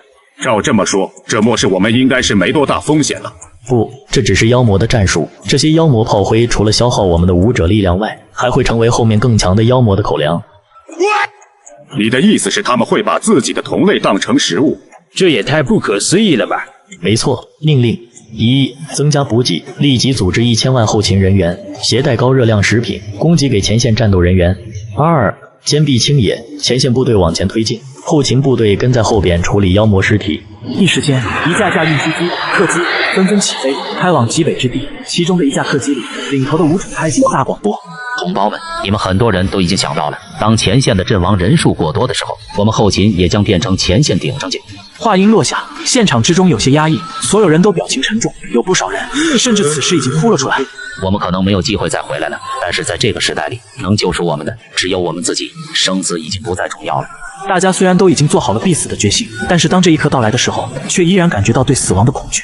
现在大家可以给自己最亲的人留下一封诀别书，到时会转交到他们的手中。领头的武者说完，也开始写起了自己的诀别书。娘，孩儿不孝，不能为您养老送终了。孩儿不在您身边时，您要多保重自己的身体，不要舍不得花钱。爸，我已经奔赴前线了，我一定会成为您的骄傲。老婆，以后我不会再惹你生气了，一定要告诉咱闺女，她的爸爸是个大英雄。对了，我还有175块8毛的私房钱藏在……亲爱的宝贝，爸爸要去打小怪兽了，希望未来你的世界是安全和平的。如燕，我暗戀你很久了，我丟，今天我才敢告訴你，我喜歡你。而這樣的一幕幕，同時在一架架飛往極北之地的客機身上。此时的极北之地已经持续战斗了1天1夜。换防时间到了，我们撤退。撤退下来的人立即原地休息补给，8个小时之后你们要再次顶上去，快点开始休息吧。撤退下来的第一波人也顾不上吃饭喝水了，直接倒头就睡。此时的红尘也已经疲惫不堪，顺手拉过来2个妖魔的尸体盖在身上，闭上眼睛就睡着了。这和太荒不太一样啊！太荒的第1天已经有5帝级别的妖魔贵族降临了，而现在却依然没有出现，他们在谋划着什么呀？时间就这样一天天的过去了，到了末日的第10天，情况开始出现了变化。最初的第一批妖魔已经不再存在，取而代之的是成片成片的妖魔。这一下，所有人都感觉到吃力，让人类联军的阵亡率直线上升。在芙蓉城的我看到这一幕，如果战阵开始溃败了，我也只能亲自上阵了。人类的命运就交给后人吧。经统计，自妖魔入侵以来，我方阵亡人数为22324人，受伤人员0。什么？平均1天要阵亡2000多人？那些可都是8、9品的强者啊！竟然没有受伤人员，战斗这么惨烈吗？那个战阵那么强大，为什么还会死这么多人？还有你们华夏的妙姐，她不是已经突破5帝了吗？她为什么不参战？对，她是地球的最强武者，她必须立刻赶赴前线击杀妖魔。如果她能冲在第1线，根本就不会有这么多人牺牲。没错，所以她还要公开对所有牺牲者道歉。你放屁！我告诉你们，要让他公开道歉，不可能，白日做梦。要不是妙洁，现在的北半球早就是一片荒地了。你们现在有什么资格来质问我华夏的5帝？已经被替换下来的威廉等人正围坐在一起，让我们的会长道歉，他们是怎么想的？会长是不可能出来道歉的，但是会长却有可能亲赴战场。众人一愣，应该不会吧？一旦被妖魔武圣发现他的实力还没恢复到武圣境，恐怕会不顾一切的来击杀妙洁的。不，如果我们的猜测成真，会长会出手的。不行，绝不能让会长过来。只要会长的实力没有恢复到武圣，哪怕所有人都死绝了，会长也不能出手。没错，这不仅关乎战争的胜利，更关乎万族的安危。地球危机，妖魔入侵，战场上的战况不安。随着5黄境的妖魔数量剧增，在这种高强度的战斗中，人类联军的武者们纷纷突破，威廉几人更是接连恢复到5黄境修为，就连小强3人组也是越杀越兴奋，感觉随时就要突破。看着众人飞速的进步，本该高兴的张老道瞳孔猛然一缩，这时源源不断涌出妖魔的虫洞竟然停了下来，一声突如其来的巨响化为实质性的威压扩散开来，5王境以下的武者直接被压得半跪在地上。这是什么情况？发生了什么？我感觉我快要喘不过气来了，好难受。5帝，这是妖魔中的贵族降临了，快，所有人后撤，退回第3防线。威廉几人连忙释放自身的气势，抵抗妖魔贵族的威压，掩护人类联军撤退。就在人类联军有序撤退时，从洞里飞出一个血红的光团，停在了空中，如同心跳般有规律的运转着，仿佛在孕育着什么。自信心爆棚的小强3人组瞬间兴奋起来。终于来了个像样点的了，我感觉只要干掉这个大家伙，就能突破到5皇了。我也有这种感觉，还等什么？我们上！还是小心一点好，我可不想死在这。朴不成，你胆子也太小了吧！5黄境的妖魔我们都是砍瓜切菜了，这玩意肯定强不到哪去。别管他了，我们上！等等我也没说我不去啊。不要靠近他，你们不是他的对手。话还没说完，小强3人组已经冲到了光团的边上，光团突然炸裂开来，瞬间将他们炸飞。马克，这是什么鬼东西？怎么这么强？八哥，我们好像踢到铁板了。阿西吧，我就说要小心点吧，这一下让我仿佛见到我太奶了。 5帝境的妖魔已经是另一个层次的存在了，他已经诞生了智慧和自身独有的能力，恐怕只有会长才能击杀他了。不行，我要通知会长，绝不能在这个时候出手。那妖魔之主这时肯定就在虫洞之后观察着情况。兄弟，这里已经被妖魔入侵，早没信号了，你怕是联系不上会长了。没关系，我这可是华为 Mate 60 Pro，没信号也能打卫星电话。这手机确实不错，我一直都想搞一台，老是抢不到。你想要那就去左下角领呀。不都说左下角是骗人的吗？ 现在很多人都被外面的假福利游戏吓怕了，但左下角这个我亲自验证过了，你上线要是看不到领取界面，可以直接卸载。你看这么多人都领到了，那现在去还有吗？有，因为这次是和左下角的厂商首次合作，所以特意准备了1万台华为 Mate 60 Pro 和苹果15 Pro， 都是全新正品，并且已经打包好放左下角链接了，先到先得哦。可我不会玩游戏啊。 这游戏简单，可以自动挂机升级，再培养个手冲领的孙悟空，升级还能更快。那快教教我怎么领。你只要认准我左下角的专属福利链接，3秒下载注册后上线就能看见领取界面，只要15天内达到325级，苹果、华为任你选。我现在就去领一个。不用打电话了，跟他拼了！我们几个联手，未必不能将他斩杀。杰克马说着，便先冲向妖魔。马腾和威廉紧随其后，三人先默契配合围住妖魔。不一会儿，那妖魔贵族就被一刀劈了下去。不对啊，这妖魔贵族的实力怎么会这么弱？也许是刚刚晋级的妖魔吧。趁他病要他命，先把他解决掉再说。马腾虽然觉得不对劲，但也跟着威廉两人冲向了妖魔。然而就在此时，小强三人组却突然发生了异变。只见他们双目变得通红，背后还有阵阵黑雾散发出来，他们的气息猛然暴涨，竟然同时突破到了5地境。斯沃特发出一声怒吼，身形瞬间消失在原地，直接出现在威廉身后，一拳轰向他的后背。姐，愚蠢的人类，这么弱小的你们是无法战胜我的，乖乖成为我的食物吧！哈哈哈哈哈哈！不好，他们的元神在刚才已经被妖魔贵族给吞噬了，现在的他们只是一具空有躯壳的傀儡了。这是什么能力？怎么之前没有见过？直接变成4个5帝了，我们这边才3个5皇，这要怎么打？已经妖魔化的小强三人组根本不等马腾几人做出应对，分别飞向3个方向，开始大量的吞噬人类邻居和自己的妖魔种类，来提升自己的实力。已经感应到这一切的我，也不补了那么多了，一个闪身，直接窜入了云霄，向极北之地飞去。仅凭战阵根本无法战胜这5地级的妖魔，今后的事情看来就只能交给后人了。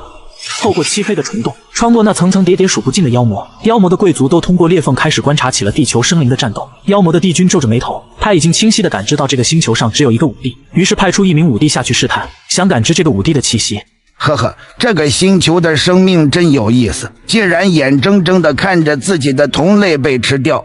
帝君，我看也不用试探了，就这样的水平，咱们干脆一举进入，好好饱餐一顿。是啊，他们竟然都没有像样的高手出来应战，这样的星球还有什么可担心的？妖魔的帝君没有说话，他看见了熟悉的战阵，也看见了人类联军手中的战刀。当年在太荒上，他们妖魔就是在这战阵上，还有那战刀上吃了无数次亏。这熟悉的情景让妖魔的帝君陷入一阵沉默。虽然这里距离太荒非常的遥远，可是他们使用的战阵和武器让我想到了太荒的失败和那个与我同样存在的人类。妖魔贵族的强大如同一片阴霾，将整个人类笼罩其中。回到国内的鹰将总统已经在不由自主地颤抖起来。这就是妖魔的贵族吗？怎么会这么恐怖？脚盆鸡的首相更是钻到了桌子底下。太恐怖了，太吓人了，爸爸大人救我！华夏这边，秘书长似乎已经预料到了这一些。启动第2套末世紧急方案，将所有民众转移到地下防御工事，所有东风快递进入预投放状态。极北之地的战场上，小强三人组如同3台杀戮机器，不断地吞噬着周围的生命。恐惧与绝望在人类联军中蔓延。威廉等人已经重伤倒地，爬都爬不起来。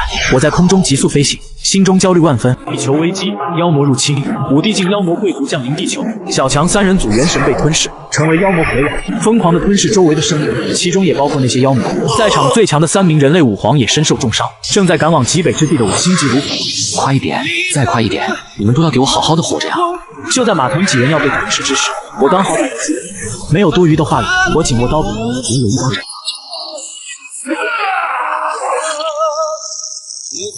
短暂的沉寂后，全场欢呼，胜利了，我们胜利了！万族军团的少年们也无比兴奋。武圣大人出手了，这一招的威力也太强了吧！此时的小强三人组突然失去了控制，像是失去了方向的猛兽，分别冲出了极北之地。人类联军被这突如其来的变故打乱，士兵们惊慌失措，阵型大乱。快阻止他们！他们的元神已经被妖魔吞噬了，不要留手！我招呼了一声，就向着斯沃特的方向追了过去。威廉几人也强压下手势，向着逃不出的方向追去。我追上斯沃特，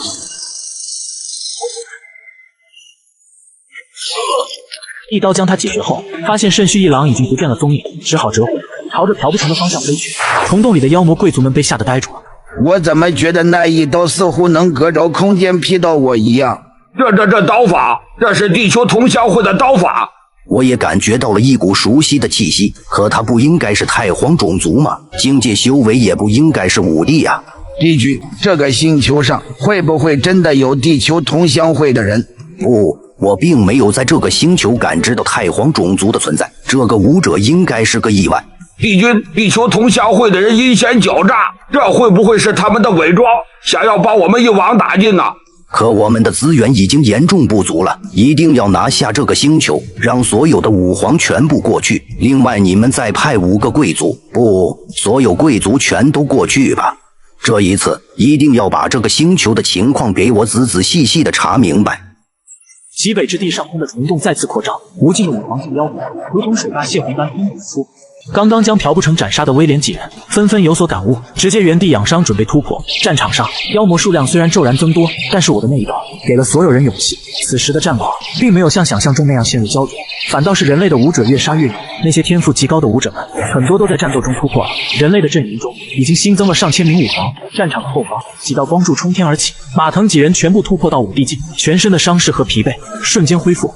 恭喜你们重回5帝，接下来就靠你们了。我有感觉妖魔那边已经汇集了不少5帝强者，留给我们的时间不多了，我也要去冲击5圣境了。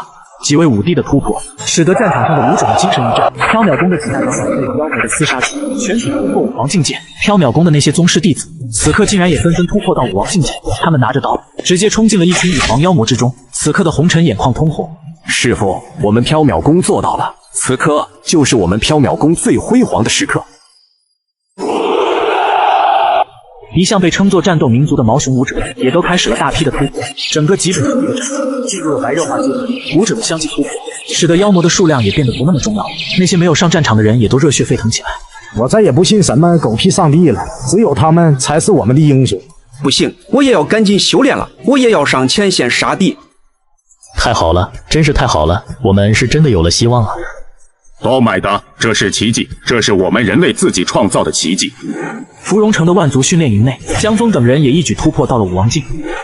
秘书长看着传回的消息，一脸震惊，难以置信，他们仅用半年的时间，就从普通人修炼到武王境了。难怪妙洁一开始就要将这些人聚集起来，他真的是能将整个局势看得清清楚楚啊！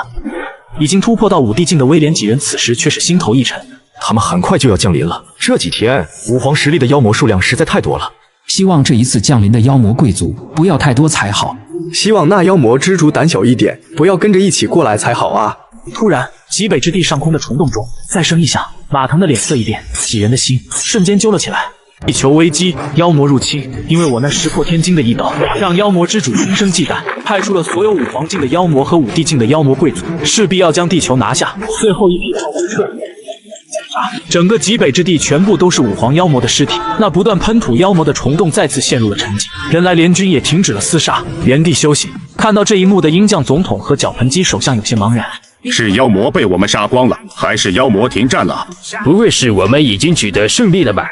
事出反常必有妖，数量如此庞大的族群，不可能只有一个5帝境。快，通知全球戒备，真正的战斗即将开始。虫洞另一头的妖魔贵族却是兴奋无比。去吧，将那些口粮全部吃掉，为我们诞生新的一代吧！那些妖魔贵族大伙纷纷冲进了极北之地的上空，虫洞再次发生变化。正在休息的张老道脸色猛然一变，该死！杰克、威廉、马腾，快点通知下去，妖魔真正的军队就要来临。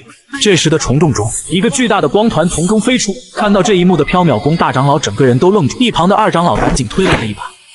发什么呆啊？肯定是妖魔又要来了，准备迎战吧。不对，这是妖魔的5帝。上一次那个5帝降临时，也是一个光团。不可能吧？上一次的光团比这个小了不知道多少倍，而且那光芒根本就没有这么亮，除非这一次5帝的数量是上一次的100倍。红尘道人看到这一幕，连忙飞到空中，挥舞着手中的大旗，撤退！所有人快撤退！杰克马几人纷纷飞到空中，并且鸣起大喊：所有人全部后撤！武王境界以下的武者直接撤出战圈，快！其余人全部后撤到第5防线，快撤呀！这一战我们恐怕是回不去了。你小子莫不是死了？那倒没有，只是有些许遗憾。哦，什么遗憾？没有赶在危机到来之前好好谈一场恋爱。今日若大难不死，我一定给你介绍个漂亮姑娘。你自己都不认识几个女的，还给我介绍？但是我可以上新预找啊！你看，打开3秒就给你推荐几10个单身美女，甭管长相身材，要啥有啥，可爱的、性感的、温柔的，啥类型都有。资料照片也都是真人认证的，美女随便你挑，喜欢哪个直接就能语音视频。这美女条件这么好，能看上我吗？新遇上的女生就喜欢你这种踏实可靠的。你看这刚上线就10几个美女排着队打招呼，你直接点左下角就能聊了。那这一次我一定要赢，还有那么多美女等着我呢。我们要是赢了这一战，那也算威名远扬，更不愁找对象了。所有人在听到这个命令的第一时间，迅速开始后撤。宫中的张老道和红尘道人不停地挥舞着大旗。就在这时，那个巨大的光环突然炸裂开来，庞大的能量在极北之地飞速扩散。那些还没有来得及后撤的武者，全部被这巨大的冲击波震成了齑粉。缥缈宫那些已经后撤的弟子们突然开始放声大哭。就在刚刚，眼看冲击波就要掠过那些落后的缥缈宫弟子时，大长老和二长老丝毫没有犹豫，运起全身的灵力，将那些来不及后撤的弟子全部送到这里。而他们两人却是被冲击波掠过，化为了齑粉。大长老、二长老，该死的妖魔，我和你们拼了！干什么？大长老和二长老拼死将你们送出来，你们这就急着去送死吗？公主、长老他们，就你们这点实力，在这能做什么？你们现在能做的就是培育下一代。如果我们都牺牲了，他们将是地球的希望。冰原上，上百只气息磅礴的妖魔正一脸贪婪地看着这个世界，有的妖魔甚至已经吞噬人类的尸体。那些幸存的武者看到这上百只武帝境的妖魔后，心里再度涌起一股绝望。威廉、马腾、张老大、杰克马。地球同乡会的几个武帝纷纷爆发出自身的气势，挡在了人类联军的前面。红尘也带领着所有武皇境武者结成战阵，严阵以待。整个地球在这一刻变得沉默。5个武帝对抗上100名武帝，就算地球同乡会的战阵再厉害，这数量上的差距真的能弥补吗？这就是妖魔的大军吗？这一次我们还能赢吗？秘书长，您说这一次地球同乡会的人会带领人类胜利吗？秘书长一愣，他想起地球同乡会曾说过的一番话：血与火就在前方，我们不退。他们一定会的。无数的人纷纷走上街头，他们双手合十，静静地看着天空，默默地祈祷。准备，他们要过来了。这些畜生，咱们当年杀的也不少了，估计等会儿咱们一动手，那个妖魔的帝君就会认出咱们来。无量天尊，今天老道就帮那帮畜生好好回忆回忆，当年在太荒上是怎么落荒而逃的。上百名妖魔武帝齐声嘶吼，缥缈宫的阵营中，红尘咬着牙，饶是他已经武皇的实力，在这嘶吼之下，也是极其的难受。那些刚晋级到武皇境的弟子们，一个个痛苦的蜷缩在地上，承受不住的快退，这是我的命令。公主，我们既然来到这里，就已经做好准备了。别再说了，就趴在那里，保护好自己。公主，缥缈宫，祖训，您做亡魂，不负青天。不愧是我缥缈宫的好男儿，缥缈宫弟子听令，宁死不退。一定死不退，一定死不退，一定死不退。还正在大街祈祷时，突然发现一架5代半战斗机径直向前冲。起初众人还不以为意，谁知那战斗机竟然把撞上。这时，大街上的人们才意识到了不对劲，全部四散而逃。让人更意想不到的是，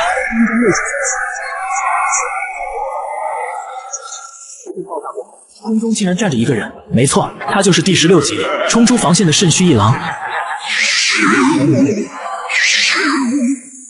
就在2天前，失去控制的肾虚一郎冲出极北之地的防线，人类联军只有5代半战机才能勉强跟上肾虚一郎。随着他身后的战机越来越多，他也凭借生前的本能飞到了岛国上空。跟随他而来的战机刚靠近肾虚一郎，就纷纷失控。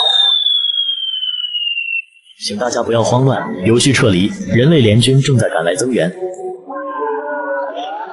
空中的肾虚一郎已经在疯狂地吞噬着所有的东西，无论是正在逃跑的人类，还是刚坠毁的飞机，甚至连厕所里的汤汤水水，都无一例外被他吞进了腹中。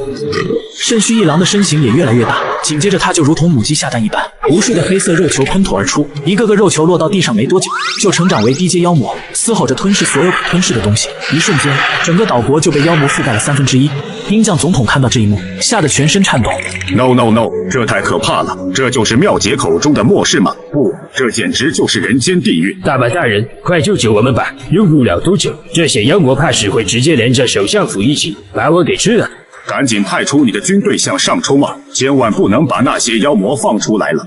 已经派出去了，常规武器根本无法对他们造成伤害，结果全部都成为那些妖魔的口粮了。报告总统阁下，据分析，短半天，岛国新生妖魔已经突破100万。我建议直接用核弹轰炸岛国。那还等什么？赶紧发射核弹啊！在第11级的时候，所有的核弹都被妙姐弄到华夏去了。快，赶紧致电华夏总秘书长。眼见没有任何希望的绞盆机首相，就这么直挺挺地栽倒在地上，2腿一伸，嗝屁了。而街上的人们仍然在疯狂逃窜，但在大量的妖魔面前，人类却是那么的渺小。岛国就这样轻而易举地被妖魔给沦陷了。此时已经是武皇的江川、江峰、李恒3人来到华夏总秘书长的办公室。尊敬的人类领袖，我们来此是代表天鹅文明、紫河文明和红石文明而来。我们决定将族人中实力达到武王的武者全部出调出来，供您差遣。什么？你是说你们要将你们的武王强者全部派出来？是的，如今妖魔已经开始肆虐这个世界了，我们不能坐以待毙。其他种族的人，他们的实力并不够，所以只能是我们3个种族出战了。首先感谢你们愿意在这个时候站出来，但是我必须拒绝。就在这时，鹰将总统的电话打了过来。秘书长，快啊，快发射核弹，不然就来不及了。最多只有1个小时，岛国将彻底成为妖魔的乐园。什么？就这么一会，岛国就沦陷了吗？好，我立刻安排。传我命令，核弹准备，目标岛国，发射。不一会，1枚核弹就直奔岛国飞去。让人意想不到的是，肾虚一郎竟然直接将核弹吞下。见到肾虚一郎直接把核弹吞了，屁事没有，下载的速度确实又加快了一些。鹰将总统又开始颤抖起来。Oh my god， 这是什么怪物啊？连核弹都直接一口吞了，难道我们真的要完了吗？不会的，他不是要吃吗？那就让他吃个够。传我命令，不再留手，所有核弹给我在1分钟内全部发射过去。Oh no， 你是疯了吗？这么多核弹发射过去，都不用妖魔入侵，我们自己就玩完了。不会的，现在的肾虚一郎只有吞噬的本能了，他一定会全部吃下去的。一瞬间，无数的核弹朝着岛国飞去，肾虚一郎也没让大家失望，一颗不落的照单全收。他的身形也长到了一个恐怖的高度，下载的速度变得更加的快了。这下连李云龙也开始有些不自信起来。这畜生也太能吃了吧！快，将所有能发射到岛国的远程武器一股脑全发射过去。鹰将，你们其他国家也别藏着掖着了，有什么发射什么。他那个样子已经到临界值了，就差这最后一口了。一时间，无论是毛熊的大1万，还是鹰将的洲际导弹发射，齐齐向岛国只剩下30的肾虚一郎仍在疯狂地吞噬着从各个方向飞来的远程导弹。总指挥，我们这样真的能把那个怪物给撑爆吗？一定可以的，我有感觉这怪物撑不了多久了。话音刚落，肾虚一郎的外表就已经裂开，随着砰的一声爆炸过后，整个岛国连带着那些新生妖魔以及肾虚一郎全部都被气化，消失得无影无踪，只剩下海面那汹涌的波涛，全球陷入了一片短暂的沉寂。随之而来的是震耳欲聋的欢呼声，大街上人们相拥而泣，庆祝这场看似不可能胜利的胜利。在华夏总秘书长的办公室里，李云龙也长吁一口气，终于结束了，你们也都回去吧。我们现在已经可以参战了，我明白你们的好意，妙杰一开始就说了，你们是这场战争胜利的希望，你们现在要做的就是抓紧修炼。可我们做不到眼睁睁地看着你们送死，当初武圣大人召集我们，不就是为了这一天吗？哪有那么简单？妙杰明明是最有希望成为武圣的，可他为什么要出手？就是为了给你们争取时间啊！你们可不要辜负了他的苦心。谢谢你们能够如此信任我们，我们绝不会让你们失望的。江川，我们走吧，不要辜负了武圣大人。战场前方，已经吞噬不够的妖魔贵族也开始分裂，不一会就分裂出数百只5帝境的妖魔。我和威廉等人此时也毫不避讳地将自己强大的气息暴露出去。这下将妖魔帝君和左右护法记忆深处的恐惧全部勾了出来。是他们，就是他们，为什么他们也在这里？帝君，他们是地球同乡会的人，要不我们还是撤退吧。混账，他们也不过是5帝而已，你们是妖魔的贵族，怎能畏战先怯？只是这个妙姐怎么也是5帝境呢？帝君，我们干脆大举杀进去。要是那个妙劫不是隐藏修为，那这颗星球的资源足够我们族群使用数百年了。或许那个妙姐此时就是在等我出手，先让他们好好的试探一下。只要我还在，我们一族就不会灭亡。星空深处，一道流光飞速划过，一艘战舰飞速行驶着。皮尔斯，你说我们这次能够顺利领到悬赏吗？这次我们虽然找到了武圣的家乡，可是并没有找到武圣大人，而且他们正在遭遇妖魔入侵，这就不好说了。没多久，他们便来到了红石星，将地球的坐标和情况汇报给了红石的军队。妖魔，这群该死的畜生，他们竟然又出现了。没错，而且他们正在侵略地球。这怎么可能？地球可是武圣大人的家乡啊，他们这不是找死吗？可我们并没有在地球检测到能与妖魔帝君相匹敌的气息。的确如此，我们将地球上的生命体全部检测了一遍，他们只有5名5帝境武者，却始终没有发现武圣的气息。这怎么可能？武圣大人怎么会不在那里呢？或许武圣还没有回归吧。不可能，当年我是亲眼看着武圣大人的元神回去的。不管怎样，现在地球正在遭受妖魔入侵，我们红石人必须去帮助地球。合理的，地球并没有武圣的气息，妖魔的恐怖你也知道，这件事让我好好考虑一下吧。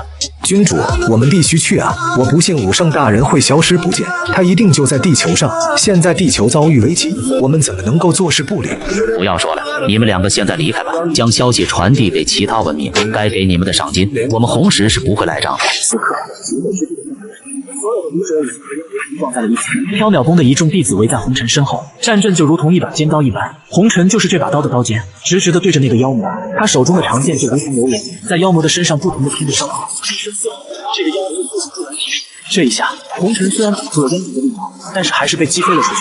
就在这个空档，妖魔利爪挥舞，两个缥缈宫的弟子躲闪不及，顿时被利爪撕得粉碎，在鲜艳大道中，妖魔斩杀。红尘等人见妖魔已死，并没有休息，继续赶到下一个妖魔那里，继续战斗。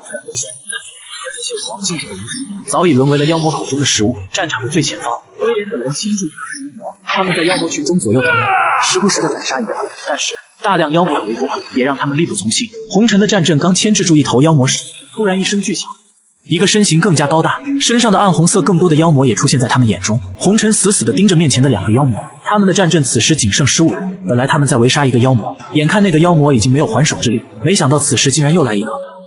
扭头看向不远处，刚刚还在与妖魔作战的武者战阵已经消失不见，地上只剩下一滩滩血迹。该死！这时，两个妖魔几乎同时，尤其是那个刚刚被围困的妖魔，此时直奔红尘而来，一声怒吼，红尘直接此时缥缈宫的战阵已经被打乱，不堪一击。公主，一个缥缈宫的妖魔滑倒，只是喊出公主2个字，便被妖魔撕得粉碎。红尘见状目眦如电，大声喊道：城镇！剩余的缥缈宫弟子纷纷聚拢了，他们此时已经遍体鳞伤，但是没有一个人面带怯色。红尘提起长剑直奔妖魔，这时那个身形高大的妖魔突然发难，趁着红尘等人冲向另一个妖魔的时候，竟然从侧面直直撞入了战阵之中。这一冲撞将他们的战阵再度冲散，红尘和他身侧的一个缥缈宫弟子却已经来到了另一个妖魔身前。红尘的长剑死死地抵住妖魔的利爪，正僵持不下之际，他的身后突然传来缥缈宫众人凄厉的惨叫。红尘猛地回头，身后正在被高大的妖魔屠戮。红尘心中悲痛万分，一时失神，被妖魔一爪击中。倒地的红尘吐出一大口鲜血，他低头看向自己的身体，只见他的腹部已经被妖魔的利爪划开，血流不止。见到这一幕，缥缈宫其他幸存的公主一个个悍不畏死的往红尘身边赶来。可是那妖魔又怎么会放过这样的机会？刚刚就是这群人让他吃了大亏，差点死在这里。一声嘶吼，开始朝着受伤的红尘冲了过来。缥缈宫弟子见状，顿时个个怒发冲冠。可惜没有战阵，这武皇府的武者又怎么可能打低实力的妖魔？正撕裂声音响起，缥缈宫的弟子死在妖魔的利爪之下。此时，红尘2行泪水从双眼滑落，跟随他来北极的缥缈宫的人就剩下他一个了。他用长剑支撑着自己站了起来，摇摇晃晃地朝着妖魔冲去。那妖魔看见他的样子，满是鄙夷，毫不犹豫将全身灵力汇聚到双手之上，很快便形成了一个巨大的能量球。他此刻用尽力气，就冲向了妖魔。随着一声巨大的爆炸声响起，自此极北之地的战圈内，缥缈宫再无一人存活。留守在缥缈宫的7长老看到红尘气绝的那一幕时，脸色煞白，喷出了一大口鲜血，整个人瞬间没了精气神，倒在地。开山门，设祭台，我缥缈宫在此迎接阴魂归来。这一日，缥缈宫的山门大开，从山脚到山顶全是素白缥缈风雨。7长老身着素衣，站在祭台之上，在他身后是缥缈宫历代公主和那些为了大义牺牲的门人。沉重的钟声足足响了9声，回荡在整个缥缈宫内。今日我缥缈宫公主红尘，谨遵祖训，门人弟子恪守本心，虽身死，志长存，魂归来兮。7长老强忍悲痛，在祭台上将祭文念完。这时，缥缈宫的山脚下突然出现了一条长龙。禀报7长老，缥缈宫门前有许多百姓前来吊唁，让他们来吧。山脚下，缥缈宫方圆100里的百姓几乎全都来了，每个人手中都拿着一束洁白的鲜花，井然有序，沉默着，陆续上山。一路上，缥缈宫的弟子就站在山路两侧，他们哽咽着，每一个前来吊唁的人都深深鞠躬。到了山顶，众人看见了山顶上的祭台，默默地将手中的鲜花放下，深深地鞠了一躬，转身站立在一旁。7长老和缥缈宫的弟子看见这一幕，纷纷落泪。他们缥缈宫赢得了所有人的尊重。突然，后方的人群中一阵骚动，7长老一惊，连忙过去，只见人群后方华夏的秘书长竟然也亲自前来。7长老连忙上前，秘书长，你……秘书长摆摆手，将手中的鲜花庄重地摆放在祭台之上。缓缓开口：“红尘做得很好，缥缈宫当为我国之表率。”战争依旧在继续，武者的数量也在急剧减少。威廉等人已经疲惫不堪，战场上武皇的数量也仅剩80人。毛熊国武者和鹰将国武者的防线上，自前方向来时，他们脸上满是决然之色，眨眼的功夫，他们便和妖魔短兵相接。仓促之间，威廉等人根本就来不及赶过去支援。最初，俄国和女和武者对着而出，开始往下一个地方突进。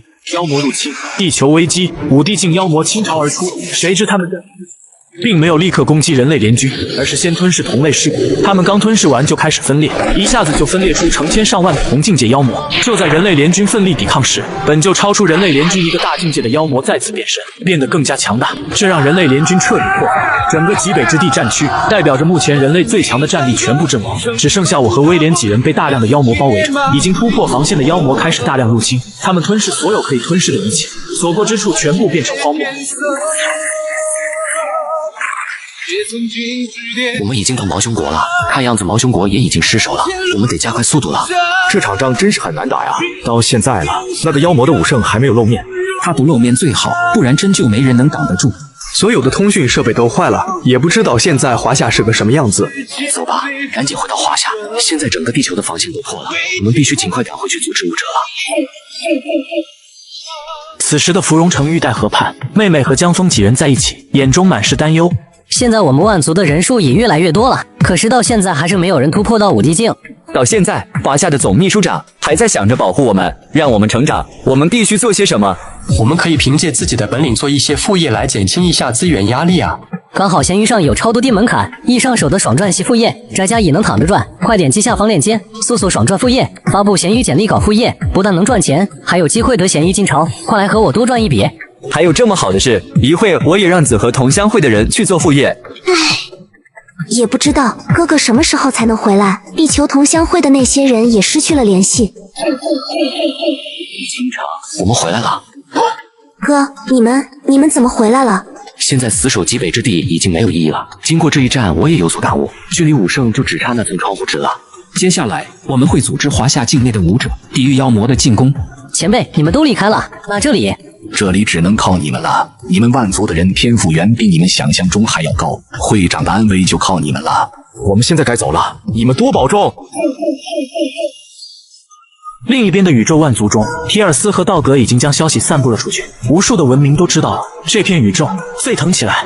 我红石人绝不能做忘恩负义之人，妖魔不死，宇宙难安。这一次，红石将全面出击，支援地球，抗击妖魔。将我们紫河的星际战舰全部设为备战状态，支援地球，抗击妖魔。我们天鹅的人从来都是不贪生怕死之辈，更何况这次遇难的还是地球。调集天鹅星所有的战舰，支援地球，抗击妖魔。一时间，无数文明的舰队在星空中相遇，他们默契十足地汇聚到了一起。浩浩荡荡的战舰群在星空中穿梭，他们的目标一致，支援地球，击退妖魔。地球这边，仅1个月的时间，已经沦陷了近60%的土地。所有存活下来的人类纷纷迁往华夏。在华夏的地下会议室中，各国首脑已经齐齐坐在一起，看到威廉等人的到来，内心纷纷燃烧起了希望的火种。人类的英雄，欢迎你们回来。见到你们真是太好了，我们正在商议该如何应对接下来的战斗。是啊，现在整个地球已经有超过半数的领土已经沦陷，没有你们的话，我们根本就无法再继续坚守了。回来就好，回来就好啊！你们就是人类的希望啊！我们现在就将所有武者的指挥权全部交给你们。我们来这就是为了组织起所有的武者，制定新的战术，与妖魔决一死战。妖魔的君主应该很快就会降临地球了，希望我们能坚持到会长突破吧。此时，助理神色慌张地冲进了会议室。秘书长，宇宙中有一大批太空战舰正在朝着地球驶来，究竟是什么情况？快打开影像资料看看。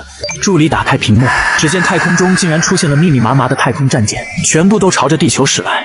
光是地球上的妖魔就已经让我们疲于应对，这么大规模的战舰群，我们必死无疑啊！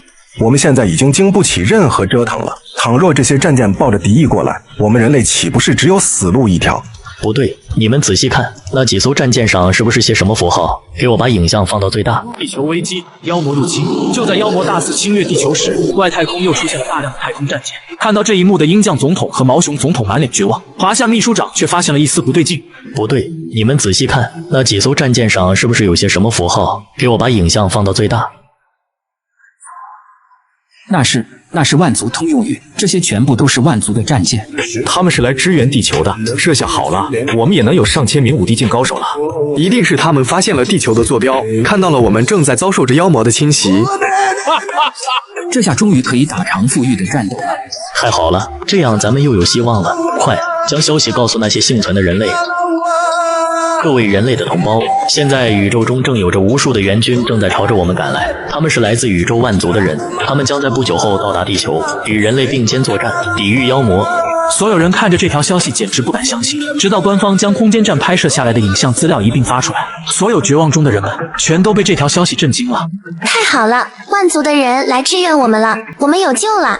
我们地球不再是孤立无援了，我们有援军了。我们也要加快修炼的速度了，可不能丢地球人的脸啊！玉带河畔的万族少年们看着画面上熟悉的战舰，都激动不已。那是我们天鹅星的战舰。太好了，我们的族人们也来了，我们将不再是孤军奋战了。各位，我们走吧，去迎接我们的族人。星空之中，万族浩浩荡荡的舰队上，天鹅的君主激动地看着远处那颗星球。好美，地球竟然是蓝色的，看样子地球还没有沦陷，我们一定要帮助地球将妖魔击败。这就是武圣的故乡嘛？武圣现在究竟会在哪里？我的儿子现在应该也在地球上了。君主，根据我们的探测，现在地球的情况非常危险，已经被妖魔侵占了60%的陆地面积了。太荒当年可是和妖魔打了足上百年啊，地球怎么会沦陷至此的？那还等什么？通知所有人加速前进，我们必须尽快赶到地球。阵阵轰鸣声在星空中响起，浩浩荡荡的舰队全体加速，直奔地球。另一边的妖魔老巢中，妖魔帝君看着陆陆续续搬回的资源，乐得嘴都快合不拢了。真是没想到，这个星球看着还没有太荒文明程度高，但是他们的资源倒是丰富。可不是嘛，连味道都比太荒上的好太多了。要不是担心那个武圣，我还真想亲自下去捕猎呢。你们没有感受到人类武圣的气息吗？并没有感受到武圣的气息。如果那个叫妙杰的就是武圣，那我们一旦确认，我会亲自出手的。他现在可只有5帝的实力，这一次我一定要亲自将他吞掉。报告秘书长，地面航空站发来消息，他们检测到那些万族的战舰突然大幅度加速，预计明天的这个时候就能抵达地球。太好了，只要坚守1天，我们的援军就能到了。各位，现在你们各自的国家还有多少能够上战场的武者？我们毛熊国现在只剩下武皇10名，武王100名了。我们就只剩下3名武皇和172名武王了。目前我们华夏能出战的只有你们了，人类的存亡就拜托你们了。放心吧，不就24小时吗？我们会带领华夏的武者坚守到援军到来的那一刻。那咱们出发吧。此时，在华夏的边境上，所有的人都紧张地看着远处的草原，一条连接天际的黑线渐渐地出现在了众人的视线当中。他们来了。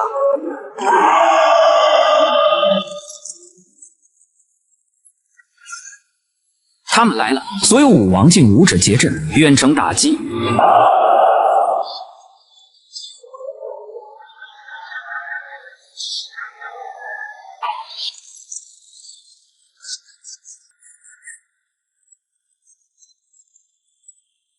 武皇境武者结阵，开启防御状态。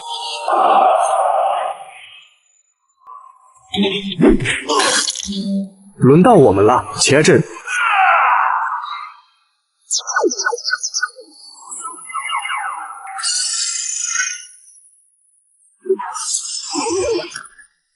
突然，一声尖锐的破空声响起，这群妖魔身后出现2只不一样的妖魔。当他们出现的那一刻，场上所有的5帝实力的妖魔纷纷匍匐在地上。2只妖魔在战场上散发出强大的气势，让武者们直接喷出一口鲜血。他们并不像其他妖魔一样直接开始吞噬，反而是若有所思地看着眼前的威廉几人。一时间，边境战场上的气氛就这么诡异地僵持了下来，即便隔着屏幕，也让人心里产生了莫大的恐慌。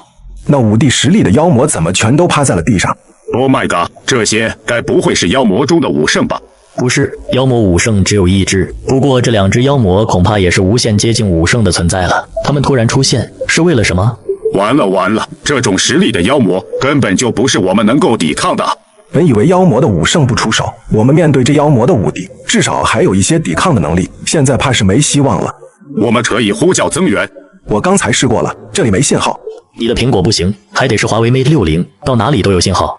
我也想领华为来着，但是人太多了，我没抢到，就领了个苹果。上次活动太火爆了，左下角原先准备的库存都被领完了。这次我特地和厂商申请了福利加码，不仅加了3000台华为 Mate 60 Pro， 还有不限量苹果15 Pro 做保底。我们粉丝这么多人都领到了。这次力度这么大，快教我怎么领。很简单，你就点我左下角链接下载，上线就能看到手机领取界面了。这次准备的都是1TB 大内存的，升级就提醒你填收货地址了。这么好，那我赶紧下载一个。此时的边境上，那2只妖魔经过短暂的思考之后，直接嘶吼了一声。四周那些匍匐在地上的妖魔听见嘶吼声后，发了疯似的开始朝着防线全力冲击。原来这2只妖魔就是妖魔的帝君派下来专门斩杀地球同乡会的人。当他们发现少了1人时，却又犹豫了，总觉得会有不妙的事情发生。威廉几人此时也认出了这2只妖魔。这2只家伙也来了吗？还真是个大麻烦啊！看样子他们是冲着我们来的，可他们怎么不动呢？可能是忌惮会长吧，毕竟在太荒，他们可是差点死在会长的手中。也许他们是要把我们耗到精疲力尽才动手吧，真是2个胆小的家伙。就在这时，一声龙吟响彻天际。哥哥们，我何不敢来帮你们了？星辰，你怎么来了？这不是胡闹吗？快回去！是啊，我的姑奶奶，这里可不是闹着玩的。杰叔还在突破5圣境，你守在杰叔身边就好了。哥哥有江峰他们在守护就行了，你们可不要小看我哦，我何不敢都已经达到5帝境了。不愧是会长的妹妹，修炼速度也太快了。快看，我领的华为也发货了。左下角这4可是极速链接，上线还有888红包季的领。既然已经来了，就留着吧，切记只能待在后面辅助进攻，不可与妖魔近身。我知道了，不敢，快消灭那些妖怪。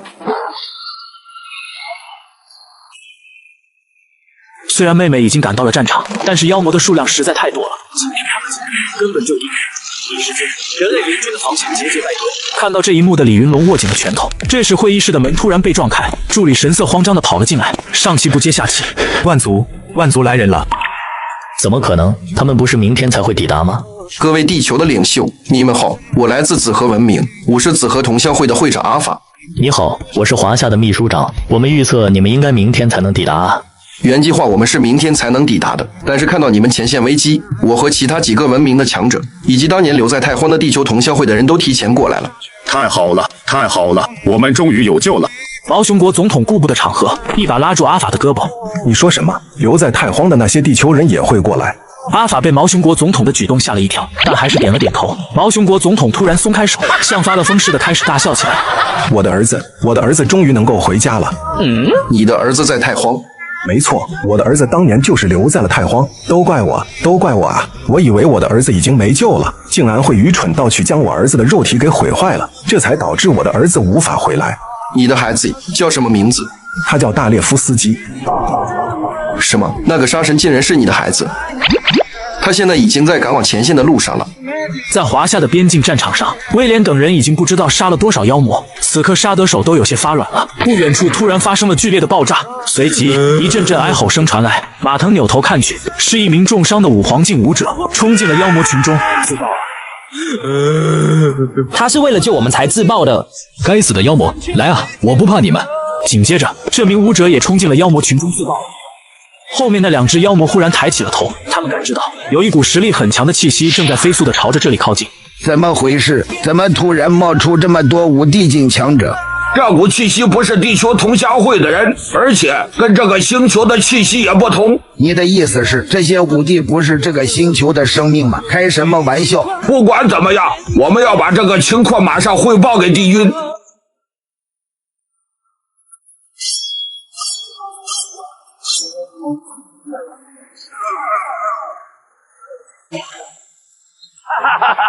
我们来的还算及时吧？不早不晚，刚刚好。听说你小子在地球富甲一方啊，解决掉这群畜生，还要请我们吃大餐啊？那都是小事。太荒，他们是太荒地球同乡会的人和其他文明的人。快，我们快回去禀报帝君。这颗星球究竟藏着什么秘密？为什么会有这么多的文明都出现在这个星球上？不知道，我现在很慌，这么多文明的人都来了，那个庙姐肯定就在附近。帝君，不然我们撤吧。我们现在掠夺的资源已经足够使用了，不如我们再寻找下一个星球。你们都怕那个妙姐，难道就不怕我吗？这一次，若是见到妙姐，我一定要生生撕碎了她。有了万族的加入，简直就像是一把利刃，直接将那些妖魔以推出拉扯。人类联军迎来了一场前所未有的胜利，可是马腾的脸上却是更加凝重。我说老马，咱们赢了，还这么严肃干嘛？对啊，妖魔已经击退了，等我们的援军全部到了，一定能够挡住妖魔下一次进攻的。难道你们已经忘了当初在太荒的时候，妖魔的攻势是怎样的？当年在太荒上，那些妖魔可是跟复古之躯一样，怎么打都打不完。是啊，妖魔的数量怎么可能变得这么少？不会是妖魔帝君要亲临地球了吧？就在这个时候，异变突生，天空突然暗淡下来，乌云密布，雷声轰鸣，仿佛整个宇宙的力量都在这一刻汇聚，预示着不祥的征兆。不好，是妖魔帝君！妖魔帝君亲自来了，准备迎战。这么关键的时刻怎么能少得了我们？你小子最近发财了，居然买新车了？哪有？这是我在瓜子二手车上买的二手比亚迪宋 POS， 才花了7万多，开起来跟新的一样，但比新车便宜了7万多，真的特别划算。这么便宜，靠谱吗？当然，瓜子是全国二手车大平台，每台电车都经过3电检测，照样有原厂质保，还能先试开3天，满意了再买。我跟你说，想买二手电车的抓紧找瓜子查询底价吧。渺小的人类，放弃你们那无力的抵抗，乖乖成为我们的口粮吧。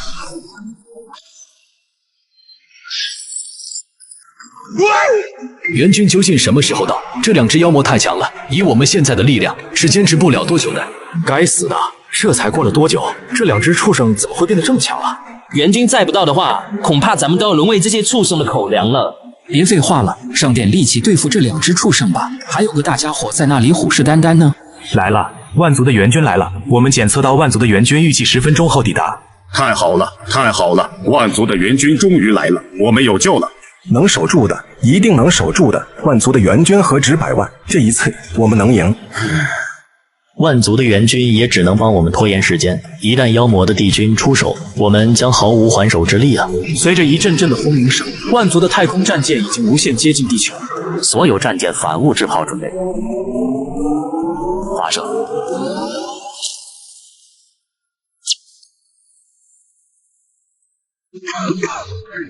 该死的蝼蚁们，你们彻底惹怒我了！反物质炮掩护，放出登陆舱，准备着陆。说援军就到了，来的可真是时候啊！援军嘛，通通成为我的口粮吧！不好，那妖魔的帝君冲着我们来了，反物质炮激活。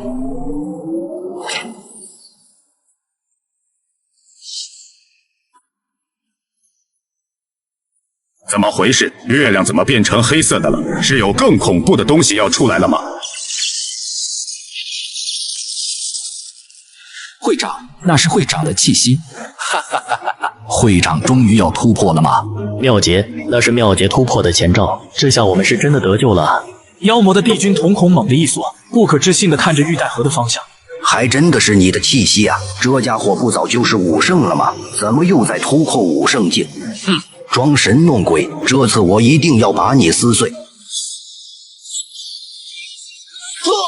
武圣大人突破的动静也太大了吧！别管那么多，赶紧戒备，估计要不了多久，妖魔就要来了。他来了，快解阵！没想到啊，当初最强的武圣，现在竟然只是武帝境，差一点，就差一点点了，快突破呀！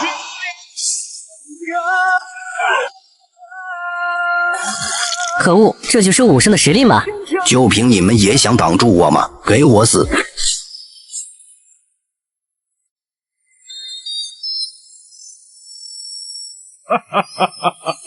妙姐啊妙姐，你竟然为了区区几只蝼蚁放弃突破武圣，这次你必死无疑。就算是不突破，我也能把你斩于刀下。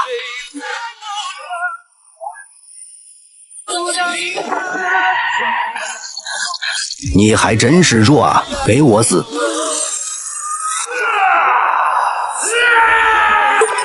结束这是在燃烧寿命，结束不可啊！这样你会死的。这次我要把你彻底消灭。